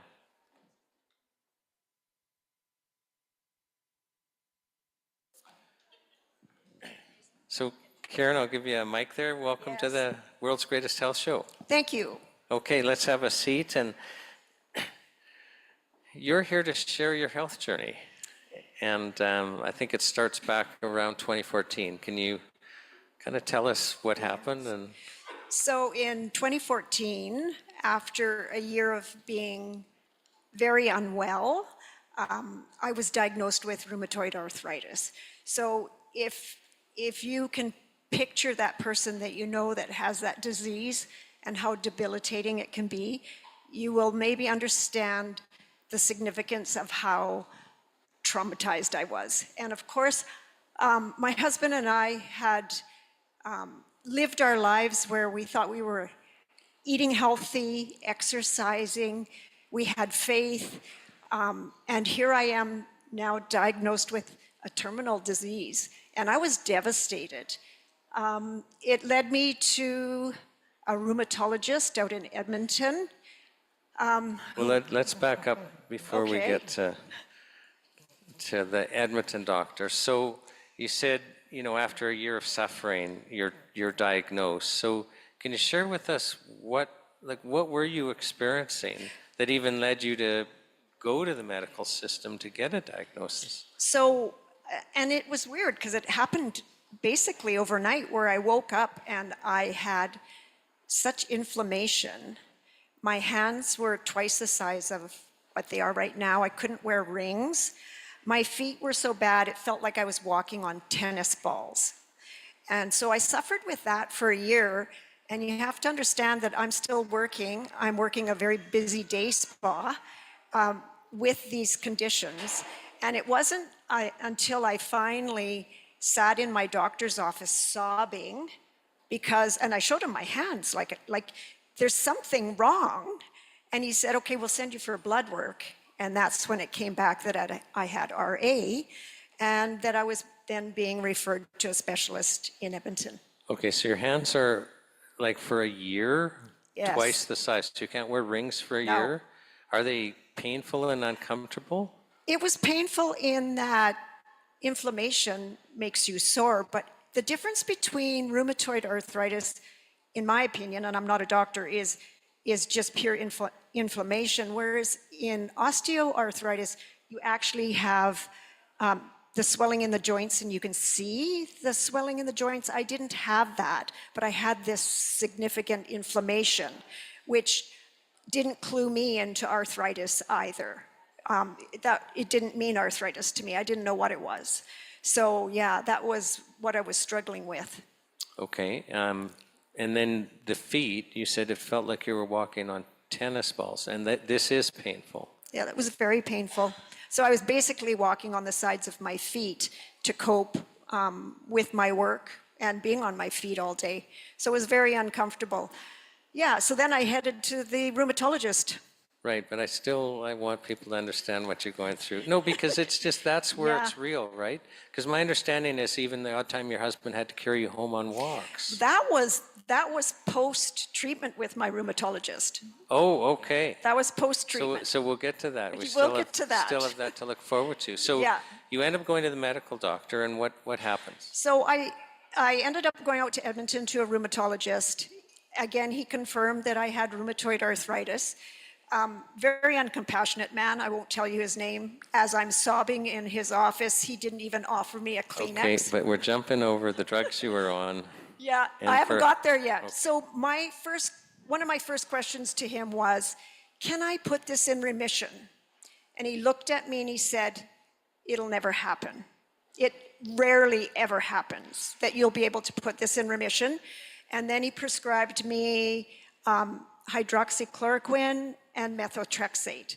So methotrexate is a chemotherapy drug, and I was sent home with that to inject once a week into my system. So now I can jump ahead to my story. No way. We're going to talk about that methotrexate because I understand that it made you feel like you were going to die. This is a chemotherapy drug, right? Yeah. So you were basically on chemotherapy. I was on chemotherapy, and he actually did tell me too, if this doesn't work, this is a fairly reasonably costing drug. If it doesn't work, we can slowly try other ones up to our premium drug, which would cost you $6,000 a month. So I happily went home with the cheaper. And of course, at this point, you have to understand, I'm still believing in Western medicine. And so I went home with my hydroxychloroquine, my methotrexate. Towards the end of the year that I was on those drugs, as I injected myself, I would lean over, because I always did it in the kitchen, away from my husband. I didn't want him to see what I was doing. And I would just slump over the sink because I felt like I could just collapse and die. And my mom often said to me, Karen, you still don't look very good. You look terrible. And I felt terrible. I didn't feel better from being on those drugs. And to the story of, again, we were an active family, so we would go on our walks around our subdivision, and I'm on these drugs that I think are going to help me, and my husband would sometimes still have to carry me home halfway around the subdivision. I couldn't complete the walk. And maybe it's a kilometer. It wasn't that far. Okay, so this goes on for a full year. You're on hydroxychloroquine and this chemotherapy drug. Yes, And when you're taking, you have to take the chemotherapy drug weekly, weekly. and for days it just Yeah. wipes you right out. So if anybody's done any cancer treatments, you know if you're on chemotherapy, there's terrible side effects. So one of the side effects was for 3 days after injecting myself, nausea. My hair just turned brittle, my nails were brittle, and then I didn't feel well. So 3 days of feeling worse, and then, you'd have 4 days where you were okay, and then you'd have to inject yourself again. And did this help the rheumatoid arthritis at all? It brought the inflammation down somewhat. I was able to start wearing my rings again. The walking and the tennis balls on my feet, absolutely not. Did not help. Okay, so after a year of this, what's happening to you psychologically and emotionally? So I realized that I wasn't going to get well if I continued down the path of Western medicine. And of course, I was raised in a Christian home, so I also had faith in God and faith that He could heal me and that there was healing out there for me. And so I started just looking online to find another practitioner. I need to slow you down again. So how did you had a childhood experience that you're basing the statement, I had faith Right. in being healed. Can you share that with us just so Yeah. people understand what you're referring to? So at 3 years of age, I ended up with rheumatic fever, which is a result of coming down with strep throat. And rheumatic fever is very serious because it can damage your heart and you can end up with heart murmurs. And I remember the bedroom I was laying in. I remember it was a Saturday night. My aunt and uncle came over to visit, and I can remember having to stay in the room by myself. And I'm quite a social person, so that didn't sit well with me. But I'm in bed, I'm very ill. And then Sunday morning comes around, and Dad comes into the room and says, Karen, Mama's staying home with you today. I'm taking the girls. We're going to church. You can't come because you're too ill. And I looked at my dad and I said, Dad, I know if you pray for me, I'll get well and I can go to church. So he did. And they packed me up and I went to church. And you know, the vivid memories I have of being so ill in that room, obviously I was better because I don't have any memories of still being ill after that. So there again, as I'm now in my adult years and struggling with rheumatoid arthritis, you have to understand that it renewed my faith in a God who I knew could heal me. Okay, so you end up, through the experience, coming to understand that you can rely on him. So, I did. And you came across a different doctor. I that did. was super impactful. Can you share with us what happened? So after a year of doing the traditional Western medicine treatment, which was not making me well, and I knew I couldn't continue down that path, I started just Googling, looking for a naturopath, and I came across Dr. Tris Strathhart out in Edmonton. And when you say nothing happens by accident, I know that I was supposed to see that doctor. The reason I chose him, because there's so many to look through when you start looking, is he was an MD first, and then he studied naturopathy. So I knew if I went to see him, he was going to balance science with naturopathy, and that was what I felt I needed. So my first appointment with him, he looked at me and he said, "Why are you here?" And I said, "I was diagnosed with rheumatoid arthritis, and I know there's no cure." And he looked at me and he said, "You need to know there's a cure for every disease." So if you don't remember anything about what I talk about tonight, I want you to remember that there's a cure for every disease. And so I left that appointment. I went for blood work. Have you ever had 17 tubes of blood removed in one sitting? That's what I had done that day. He also did metal testing. He did allergy testing. And when I talk about allergy testing, I'm not talking about anaphylactic. I'm talking about food sensitivities that your body can't digest. And so I went through that. And on my next appointment to see him, we did some dietary changes because of the allergy testing that came back. With metal testing, I did some chelation therapy, and then he got me started on natural health supplements. And I'm going to be honest with you, when I first started, because of my inflammation, I was taking 8 theracumin a day, but that brought the inflammation down in my system. So that's a natural health supplement.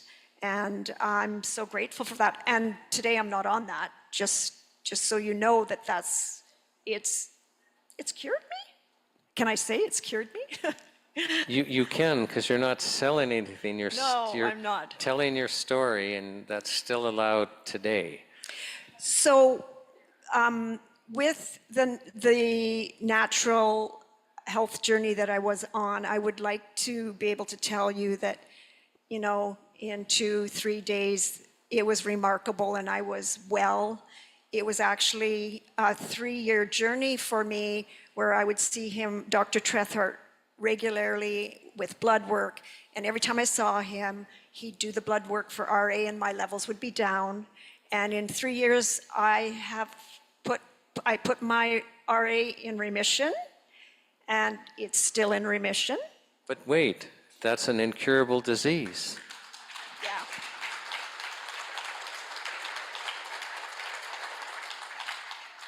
So I'm very thankful. The first year that I was diagnosed, I wasn't very thankful. I questioned God, why would you do this to me? I couldn't talk about it because I would sob. Because again, you have to remember, this is an incurable disease that I've been diagnosed with, and terminal. And once Dr. Trethart gave me that hope, there's a cure for every disease, then I started to be able to share my health journey with people. And I do understand, and again, this is part of my faith, that we're on these journeys, and part of why we're on these journeys and taken to the places we are is to help everybody else along the way. And I just want to slow down something you said. I mean, you said it's a terminal disease, meaning that eventually you die. Wheelchair and then die. Yeah. So when we're talking about kind of the mental experience, you were being told that, and you're already suffering at this point, you're being told that it's just going to get worse and then lead to your death. Yeah. And it's not, we can slow it Yeah. with things like chemotherapy drugs. Yes. Now, that chemotherapy drug, Dr. Trethart actually told you that will cause cancer, the chemotherapy drug. Yeah, that was one of the things he said to me after he told me there's a cure for every disease. And he found out I was on methotrexate. He said, you need to get off that, because I know they use chemotherapy drugs, or they say they use them to cure cancer, but it will give you cancer and you will die if you stay on it. So he said, you need to get off it. So you have to understand too now, so I'm coming from a place of where I've trusted Western medicine to, you need to get away from Western medicine, and the shift that had to happen in my brain for me to be able to say, yeah, I'm going to throw that methotrexate away, and I'm totally changing what I'm doing as far as my health. There's a shift that has to happen, and it happens differently and different timing for everybody. Okay, so no, but you went from facing disability and death to actually facing, it's going to take some time, but I'm going to get more able, and then I'm going to get healthy, and I'm going to have a long life. What was that experience like, both emotionally and spiritually? Well, again, I guess that was triggered, that whole shift had to happen too, because when you're diagnosed with something terminal, and then you have somebody who gives you hope, which somewhere along the line, I think we kind of lose that in everyday life. Maybe not keeping our relationship with God where it ought to be. But when you realize again that you need to come back to that, it does change your mental thoughts, and then you're able to cope better, because again, now you've got that hope instead of that dread of where you're going to end up. So for you, being able to access natural health products literally is life and death. It is for me, and it's interesting. So one of the other things that Dr. Trethart said to me, and I shouldn't say this, but I'm going to. One of the other things he said to me on my first appointment is, whatever you do, Karen, do not ever take another vaccine.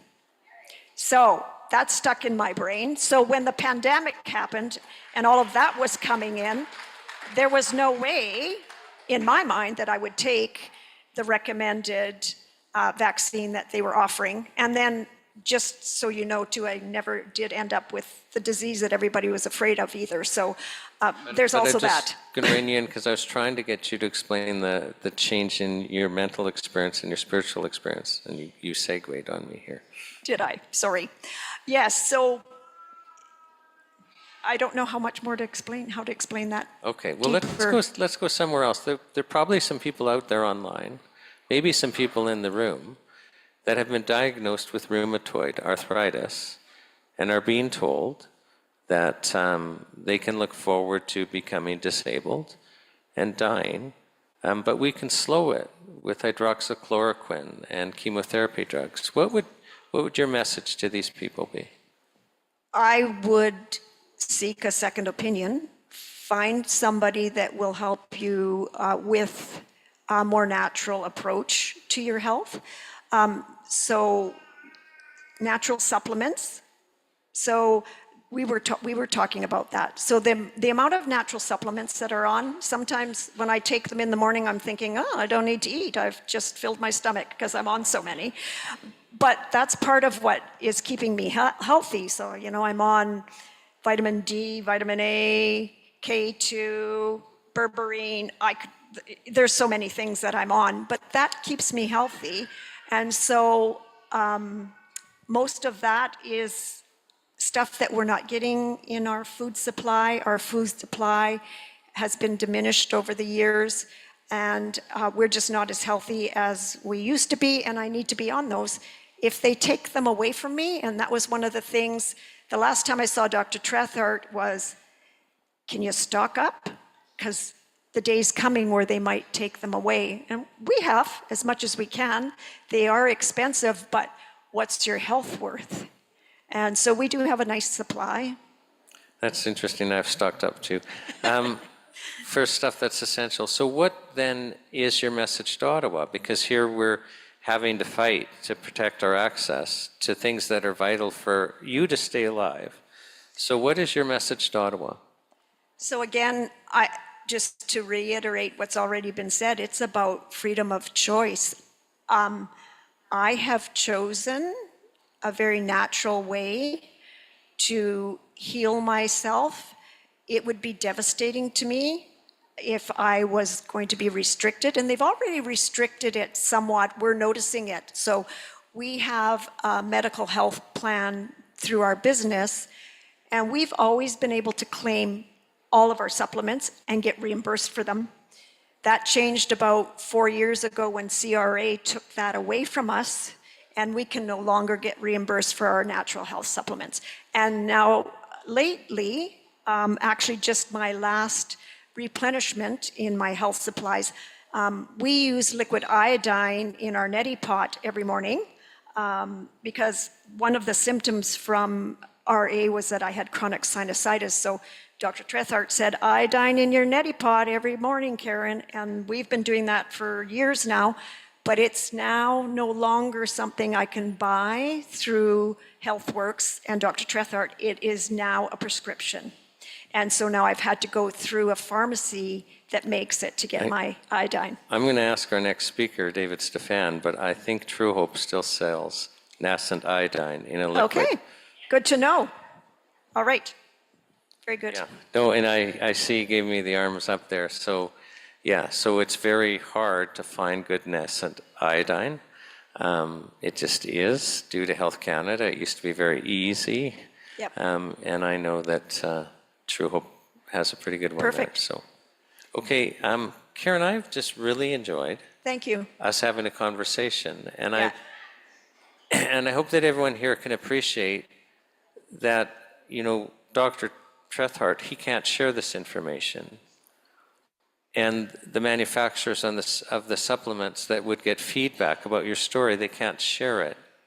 And so people can't know unless, you know, we do things like have this health show. Right. And I know that it takes some bravery to come up and share in front of a bunch of people. It's a little I can see it. nerve-wracking. But thank you, Yeah. because it's so very important. Can we give Karen a thank you? Thank you.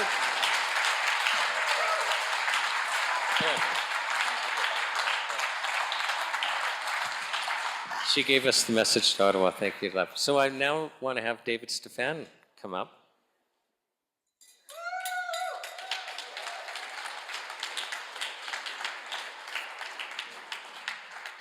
So David, let me give you my, obviously some people in the room that will have a seat and we'll have a conversation. Some people in the room know who you are, but there'll be a whole bunch of people online that will have no idea who David Stefan is, so they've been protected. I'm just kidding. David and I are friends, so David, can you give a little bit of your background? Well, I can cover it from multiple angles, but the reason why I'm here today is because 30 years ago, there was a phenomenal discovery made in the field of mental health. A discovery that ultimately would save my family from the devastating consequences of bipolar disorder that had already resulted in 2 suicides. My mother taking her life when I was age 10, and my grandfather taking his life 5 years before I was born. And so there was 9 siblings, and we were all suffering with mental health in one way or another, with significant mental health issues. And my father, exhausting everything available to him in the psychiatric community, all the medications and whatnot, saw that it wasn't working, and my sister was in and out of the psych wards on a regular basis. My older brother, just older than me, was homicidal, suicidal, basically the makeup of the next schoolyard shooting waiting to happen. And my father, in desperation, began to pray a lot. And his prayers would be answered over the period of about half a year when it was discovered that micronutrient supplementation was the answer. And this is in 1996 when that wasn't well known. In fact, it wasn't really known at all. It was known within agricultural practices, but not within human treatment, if you will. And so my father and his business partner, they joined together at the time. They became business partners, David Hardy. They pioneered the treatment of mental health conditions, bipolar depression, anxiety, that type of thing, psychosis, schizophrenia even, through the use of properly balanced and powerful, absorbable micronutrient supplementation. And can I just slow you down a little bit? So I was lawyer for True because Health Canada tried to shut them down. And I don't even know where to go with this story, David, but I just want to share one of our speakers is in the health show is Dr. Bonnie Kaplan. And she set up and ran what was called the Behavioral Research Unit at Children's Hospital. So that was a branch of the Faculty of Medicine at the University of Calgary. And all they did was research, like full-blown clinical trials to, every type of research. So here we have medical doctors, psychiatrists, researchers at this unit at Children's Hospital in Calgary. And they've been doing this for decades, and they end up doing a case series on bipolar adults, and 8 out of 10 get well and get weaned off of their psychiatric drugs.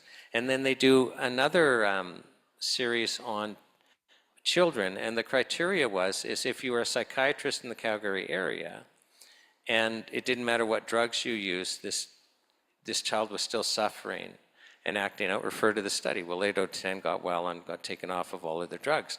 This was so revolutionary, and I know David knows the story, but so revolutionary that actually the Behavioral Research Unit goes to the Alberta government saying, look at this data. Alberta government, you should fund a double-blind clinical trial. And the Alberta government agreed. So now we have the Alberta government funding a double-blind clinical trial run at Children's Hospital by the Behavioral Research Unit, a branch of the Faculty of Medicine at the University of Calgary. And halfway through the trial, the media reports on it because things are looking good, and it gets shut down. October of 2000, so 4 years after the discovery was made, CTV National News would report on it. And the very next day, Health Canada would phone my father and say, who gave you permission to speak on national television last night about what you're doing with bipolar disorder and these other conditions? And they then notified him that he was in contravention of Section 3132 of the Food and Drugs Act, and in order to help somebody with bipolar disorder, he required a drug identification number. Now, this is a multivitamin that they're using, right? And that became the beginning of a very long battle and a lovely relationship with Shawn Buckley.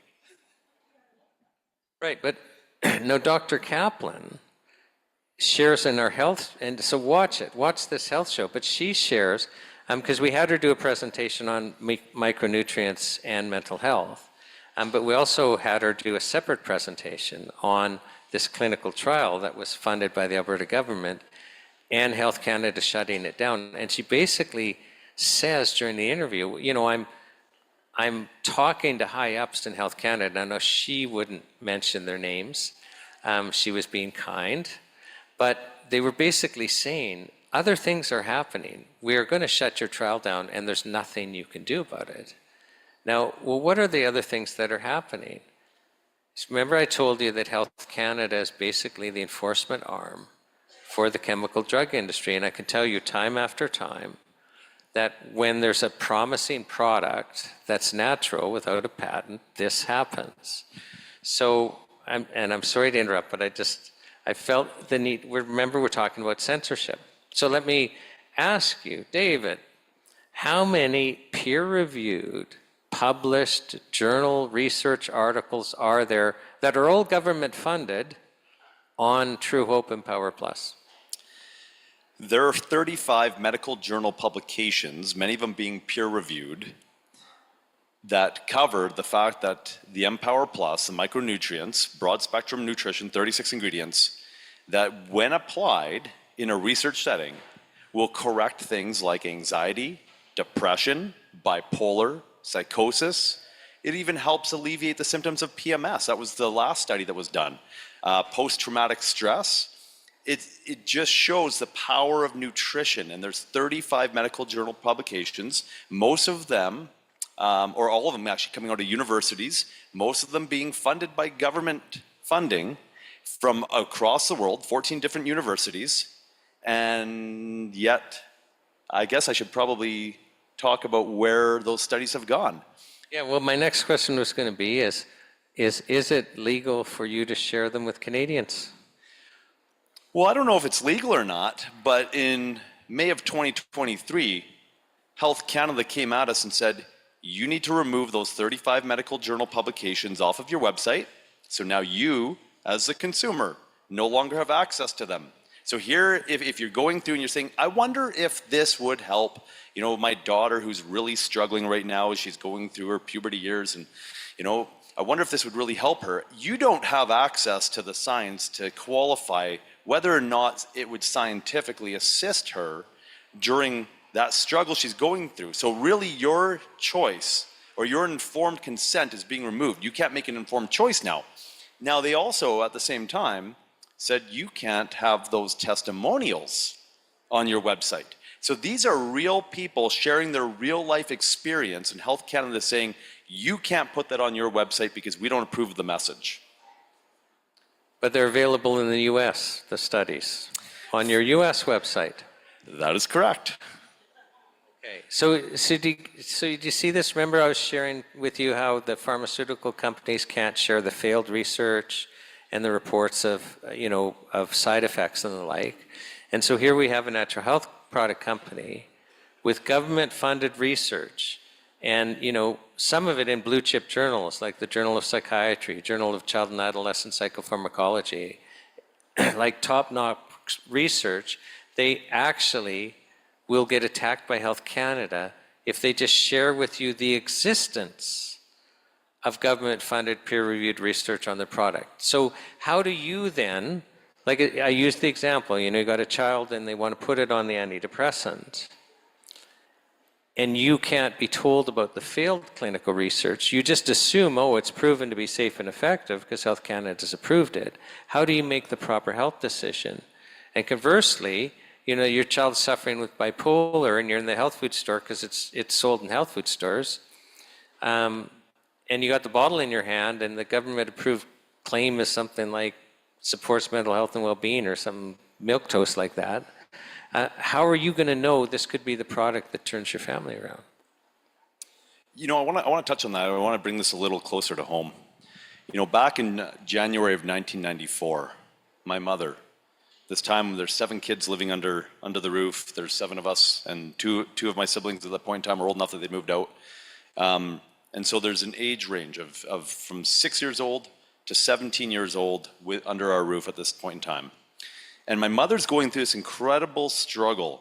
January 1994, she goes to the doctor and she receives a prescription for Prozac. She hadn't been taking anything for her bipolar disorder at that point in time. Now this is 1994, it's a fairly new medication, it's a blockbuster medication. The new SSRIs had come out and they were supposed to change the face of mental illness. They didn't deliver on those promises. Now, to go in line with what you're saying there, Shawn, in relation to the fact that they're only releasing certain evidence, but not all of the evidence in relation to the studies, we wouldn't find out until about a decade later that Prozac can in fact increase your risk of suicide. First of all, just the blanket statement is by 2 times, but in many instances, depending on the situation the person's in, their condition, 8 to 12 times increased risk of suicide. My mother took her life just after 2 weeks of taking the Prozac. And so that's exactly the scenario that we're talking about there, where we don't have the ability to make informed decisions. We're not being told what the reality is with the medications, and the information is being suppressed surrounding the natural health supplements that are, in many instances, incredibly therapeutic and even life-saving. Yeah, no, it's absolutely crazy. So what's it been like to have to deal with Health Canada? Let's just say life isn't boring. There hasn't been a 5-year period in our existence that we haven't had to deal with government overreach and battle it out with them in relation to the health freedom aspect since the inception of True Hope back in 1996. We haven't gone for a 5-year stint at any point in time where it's been completely peaceful, whether it's been one battlefront or another, but it's always been over health freedom. Yeah, if I can, just share a little bit more information. So you guys get charged. Health Canada charges them. The Food and Drug Act is a criminal act, by the way.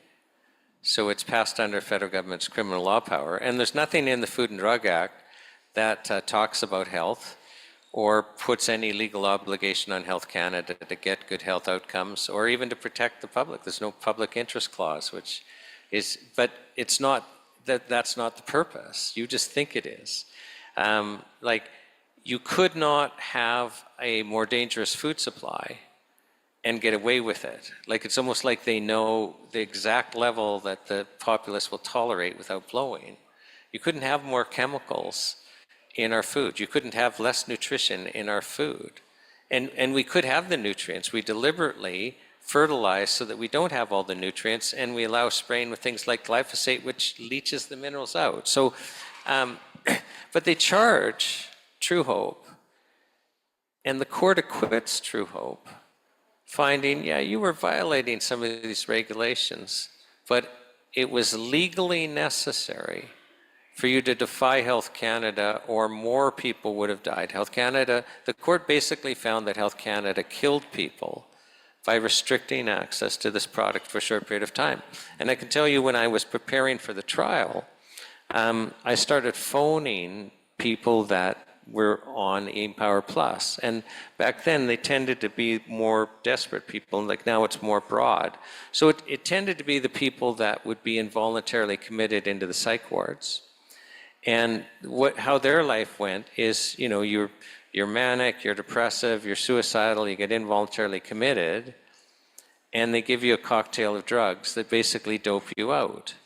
And then your body slowly starts getting used to them. And so when you're not totally drooling on yourself 24 hours a day, they'd release you on 24-hour suicide watch. And then you would slowly acclimatize, and then you would be sick again. You'd break out, you'd be manic and suicidal, and then you get recommitted.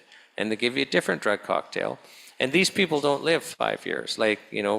This room was filled with those people, we wouldn't have a 5-year convention because none of us would be left alive. Now, when I'm interviewing these people, as a lawyer, you have a list of questions. You think about, well, what do I want to cover? These are potential witnesses. I don't want to waste my time. I don't want to waste their time. But every single one, 100% of them, shared with me something I hadn't thought of asking. It hadn't occurred to me. 100 of them shared with me, I had a suicide plan in place in case I ran out. So what they were sharing is, and these are the people, once they're on Empower Plus, they're fine, they're normal, they're working full time, they're going to university, they're not going back into the psych wards. And every single one of them, 100%, said, I had a plan to kill myself before I got sick again. They're making these plans when they're healthy, but they weren't willing to go back. And David, what I had to come to realize was I didn't know what suffering was, because I've never been so sick that I would want to kill myself rather than go back to that. And so I think a lot of us underestimate just how much some of these people are suffering. Absolutely, absolutely. And it's heart-wrenching to see the fact that Health Canada isn't trying to pave the road to make this easy to get to the Canadians that would benefit from it, that it would save their lives. And in fact, we see the opposite with the government, where we see MAID. 1 in 20 deaths last year, 1 in 20 were due to MAID. So they're actually making it easy for people to take their lives prematurely, and yet here, in many of those instances, we could be saving so many more lives, but the government has been adamantly opposed to us making this readily available to Canadians. And that's really, really quite heart-wrenching when you think about it. So, David, I've got to have one more person up, and I'm seeing that we're getting late. So I want to ask you two questions. And the first one is what's your message to people out there suffering with various mental illnesses, like serious ones like bipolar or major depressive? What's your message out there for parents, with kids that are ADHD and the like? There's hope. There's hope, and when you boil it down right to a scientific perspective, when you simply supply the coenzyme factors that facilitate the production of hormones and neurotransmitters in the body, many of which we are really deficient in, when you supply those coenzyme factors to facilitate the conversion of amino acids into the various neurotransmitters and other amino acids and cholesterol into the various hormones that you need, your life will change simply by putting the proper nutrition into us that we needed all along. And unfortunately, by design, agriculture has failed to ensure that that nutrition is making it into the food because of the model of quantity over quality being applied for so long, and then obviously chemical applications. So there's hope. Okay, and then what, and I hope people are listening. So,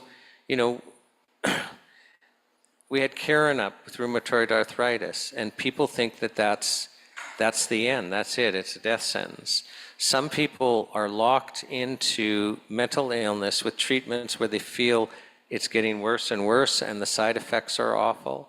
And some of these chemical psychiatric drugs lead to other serious conditions when you're on them long term, and they think there's no hope. And your point is, there is hope, there's ways out. Absolutely. Okay, so what would your message to Ottawa be, David? And you can't, you have to be polite. I have to be. All right, I'll be as polite and concise as possible. You don't have to be polite, I'm just kidding. My message to Ottawa. I'm not sure who you think you are to try to prevent us from being able to share this God-given blessing with fellow Canadians. Okay, and so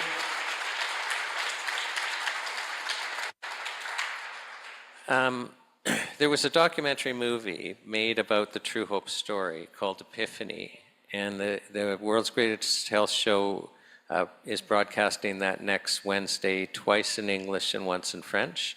And then we also, one of the speakers that we pre-recorded is Mr. Tony Stephan, your father, who's also sharing the story, and it's fascinating. And then Dr. Bonnie Kaplan is testifying about the use of micronutrients to treat mood disorders. So there's a lot of information out there. Mental illness is so prevalent in Canada now that I think it's really important for people to understand how important nutrition is, and find how other people have found hope where there seemed to be not hope. So David, thank you so much for sharing with us. So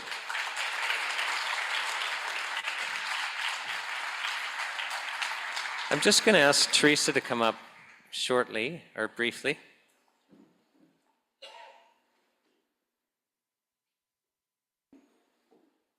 And share with us. So this is my wife, Teresa, and I had asked her she had set up the communications for the National Citizens Inquiry and ran them from the beginning till, I guess, we resigned at the end of March of this year. And after the first set of hearings, ran the NCI, and we were floundering and needed help, organizing events like this. So I brought Teresa in, and she just wants to help you understand what to do next. Thank you, Shawn, and thank you, everyone, and what an amazing event. Can we just all clap just because it's fabulous? Like, it's just fabulous. I mean, so much work and effort, and I'm just so touched. I was speaking with someone right at the very beginning, and when we walked in, I was just completely overwhelmed. We were an hour late, but that's because I don't realize there's a time difference between BC and Alberta. So I apologize for being late. But one of your volunteers here shared with me that they're not sure if they can make change in Ottawa, but they feel as if that they can make change at their local level. And whoa, that's amazing. I think I want to move to Grande Prairie. So when Shawn asked if I could just step in and help a little bit with the Natural Health Product Protection Association vision that he had, having the world's greatest health show and driving the charter, and he's going to talk about the charter right as soon as we're done here, just a little bit here. I was really struggling because I wasn't sure if I had anything left in my gas tank. And one thing that happened with our previous volunteer stint was we were constantly asked, well, what difference did it make? And that always really stuck inside of me. Like it was like, did I not do enough? What could I have done differently to have made a difference? And when we started with this, I was really fretting as far as how do you get the word out? Like how do you reach 70% of the Canadian population and let them know that their natural health products are at risk? And I was woken up by a really good friend upstairs at about 3:30 in the morning, and not an audible voice, but a feeling that was placed on my heart. And it was just like, slow down. And all you need to do, it's very simple. We just need to tell people to tell people. It's no longer sufficient for us to take information like we've received this evening and receive it, digest it, maybe share it with other people, safe people, like-minded people, have a conversation or two, and then take the paper and crumple it up and put it in the recycle bin. That's done. We can't do that anymore. Like, we have little Christopher who's running around eating like parsley and understanding that if that parsley was put in a capsule, Christopher wouldn't be able to eat it. Like, that's crazy.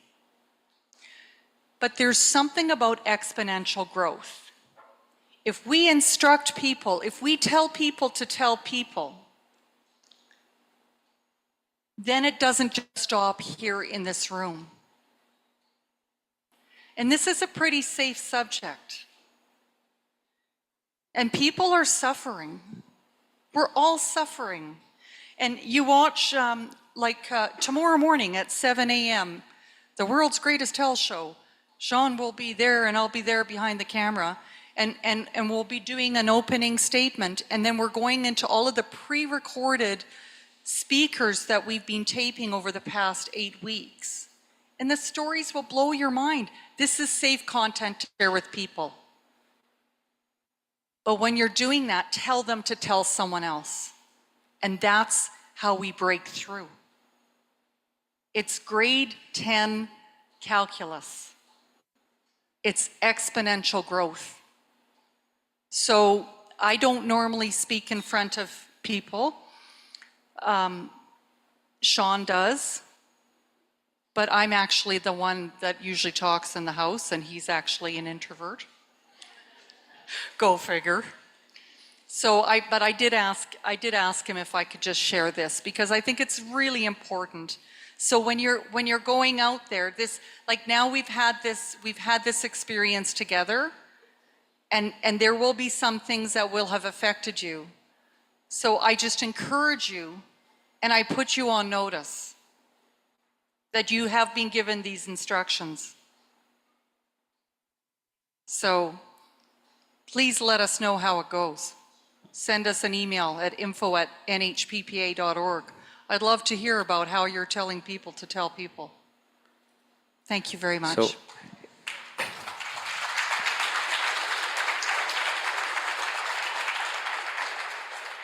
I hope you see why we're doing this. You know, we had Megan up here sharing that she was suffering quite severely by depression, and even though I was trying to pull it out of her, you know she was understating what she was experiencing. Like when you're a young mom of 2 kids and you can't take care of your kids, you know she's suffering.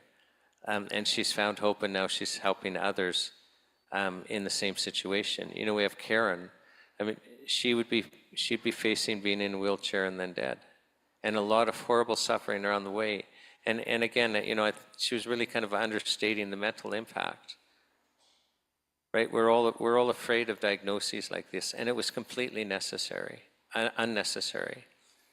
And there's so many people that really don't have hope. Like, it's funny, we have people sharing every story successful on the show, but we're finding ourselves being negatively affected because they're sharing about a lot of suffering and a lot of trauma beforehand, and how many people out there are suffering and having trauma and losing hope, and they don't know. And what is objectionable? Like, you know, people, especially in the freedom community, they're a little shell-shocked, so to speak. They don't want to step out. They don't want to talk to people. But this is unobjectionable. We're talking about Canadians sharing different health journeys, which in itself, there's just something like, tell me this wasn't super interesting to hear people share their journeys. And if we get other people watching, that will give them hope. And that's so crucial. And then, you know, they're also going to come to understand we can't just blindly trust in government. Things are off the rails. We need to start taking responsibility for ourselves, and that is a service to them. Because if they don't understand that they have to take responsibility, they cannot protect themselves, they cannot protect their children. They are going to be facing chronic illness, and their children are going to be facing chronic illness. You know, the numbers of children that are chronically ill in the US is 20%, 1 in 5. It's likely the same in Canada. What on earth are we doing? And not on my watch. And you have to say not on your watch. And we've designed this tour so you can share it with anyone. It's fun. We're driving a Volkswagen van, for crying out loud. I know we don't have it here today. It broke down, the engine seized, but we put another engine in, and we spoke to the mechanic yesterday. He says, no, I think you'll be able to pick it up on Friday and carry on. Can I just add that there's no heater in this van because it was made in Brazil? Yeah. So I actually signed up for the sleeping bag and the heating things. So, but you know, we can do this. So if you don't follow the NHPPA, go to nhppa.org, subscribe to our newsletter. We only send out about 6 a day. No, I'm just kidding. Usually, like during this tour, a couple a week, but usually just once a week. So you're never going to be unsubscribing. But we create campaigns like e-letters to MPs and things like that that really have made a difference. But it only makes a difference because we get you participating. So please plug in so you know what's happening. And otherwise, you're not going to learn about how the steps the government's taking to take your supplements away. There's nobody else out there. We're it. There used to be a whole bunch of freedom groups on this topic, and we're the last one left standing. So you got to plug in or you're not going to know, and we need to create an irresistible movement. In the last 20 months, through the NHPPA, we can track about 3.1 million communications to the 338 MPs. They would send us photos of their closets filled with postcards. They know this is the biggest single issue, and yet we don't have enough of a mass momentum yet to force them to allow us to have access to our nutrition. And this is life and death. So we're not there yet. So please join us. Please support us. Get your friends and family. We really appreciate the donations. We took a step of faith when we said we're going to march across the country because it's been way more expensive than we've taken in for sure. But we're hoping we'll gain momentum as we go and get more people on side. So thank you. And I have to say, we are super pleased to be in Grande Prairie. Teresa and I had come, about 4 or 5 months ago and gave a lecture, and the reception was just crazy good. You guys, this is a special place and a special community, and I see David smiling. He knows exactly what I'm talking about. And you're lucky to be here. And for those of you watching online, we drove from the 16 on the Highway 40 here. It's just crazy beautiful. So on that happy note, I just want to thank the volunteers. I want to thank Homesteader for sponsoring, and I want to thank Grande Prairie for coming out and supporting us. So with that, we'll sign off the world's greatest health show until tomorrow morning at 10 o'clock Eastern.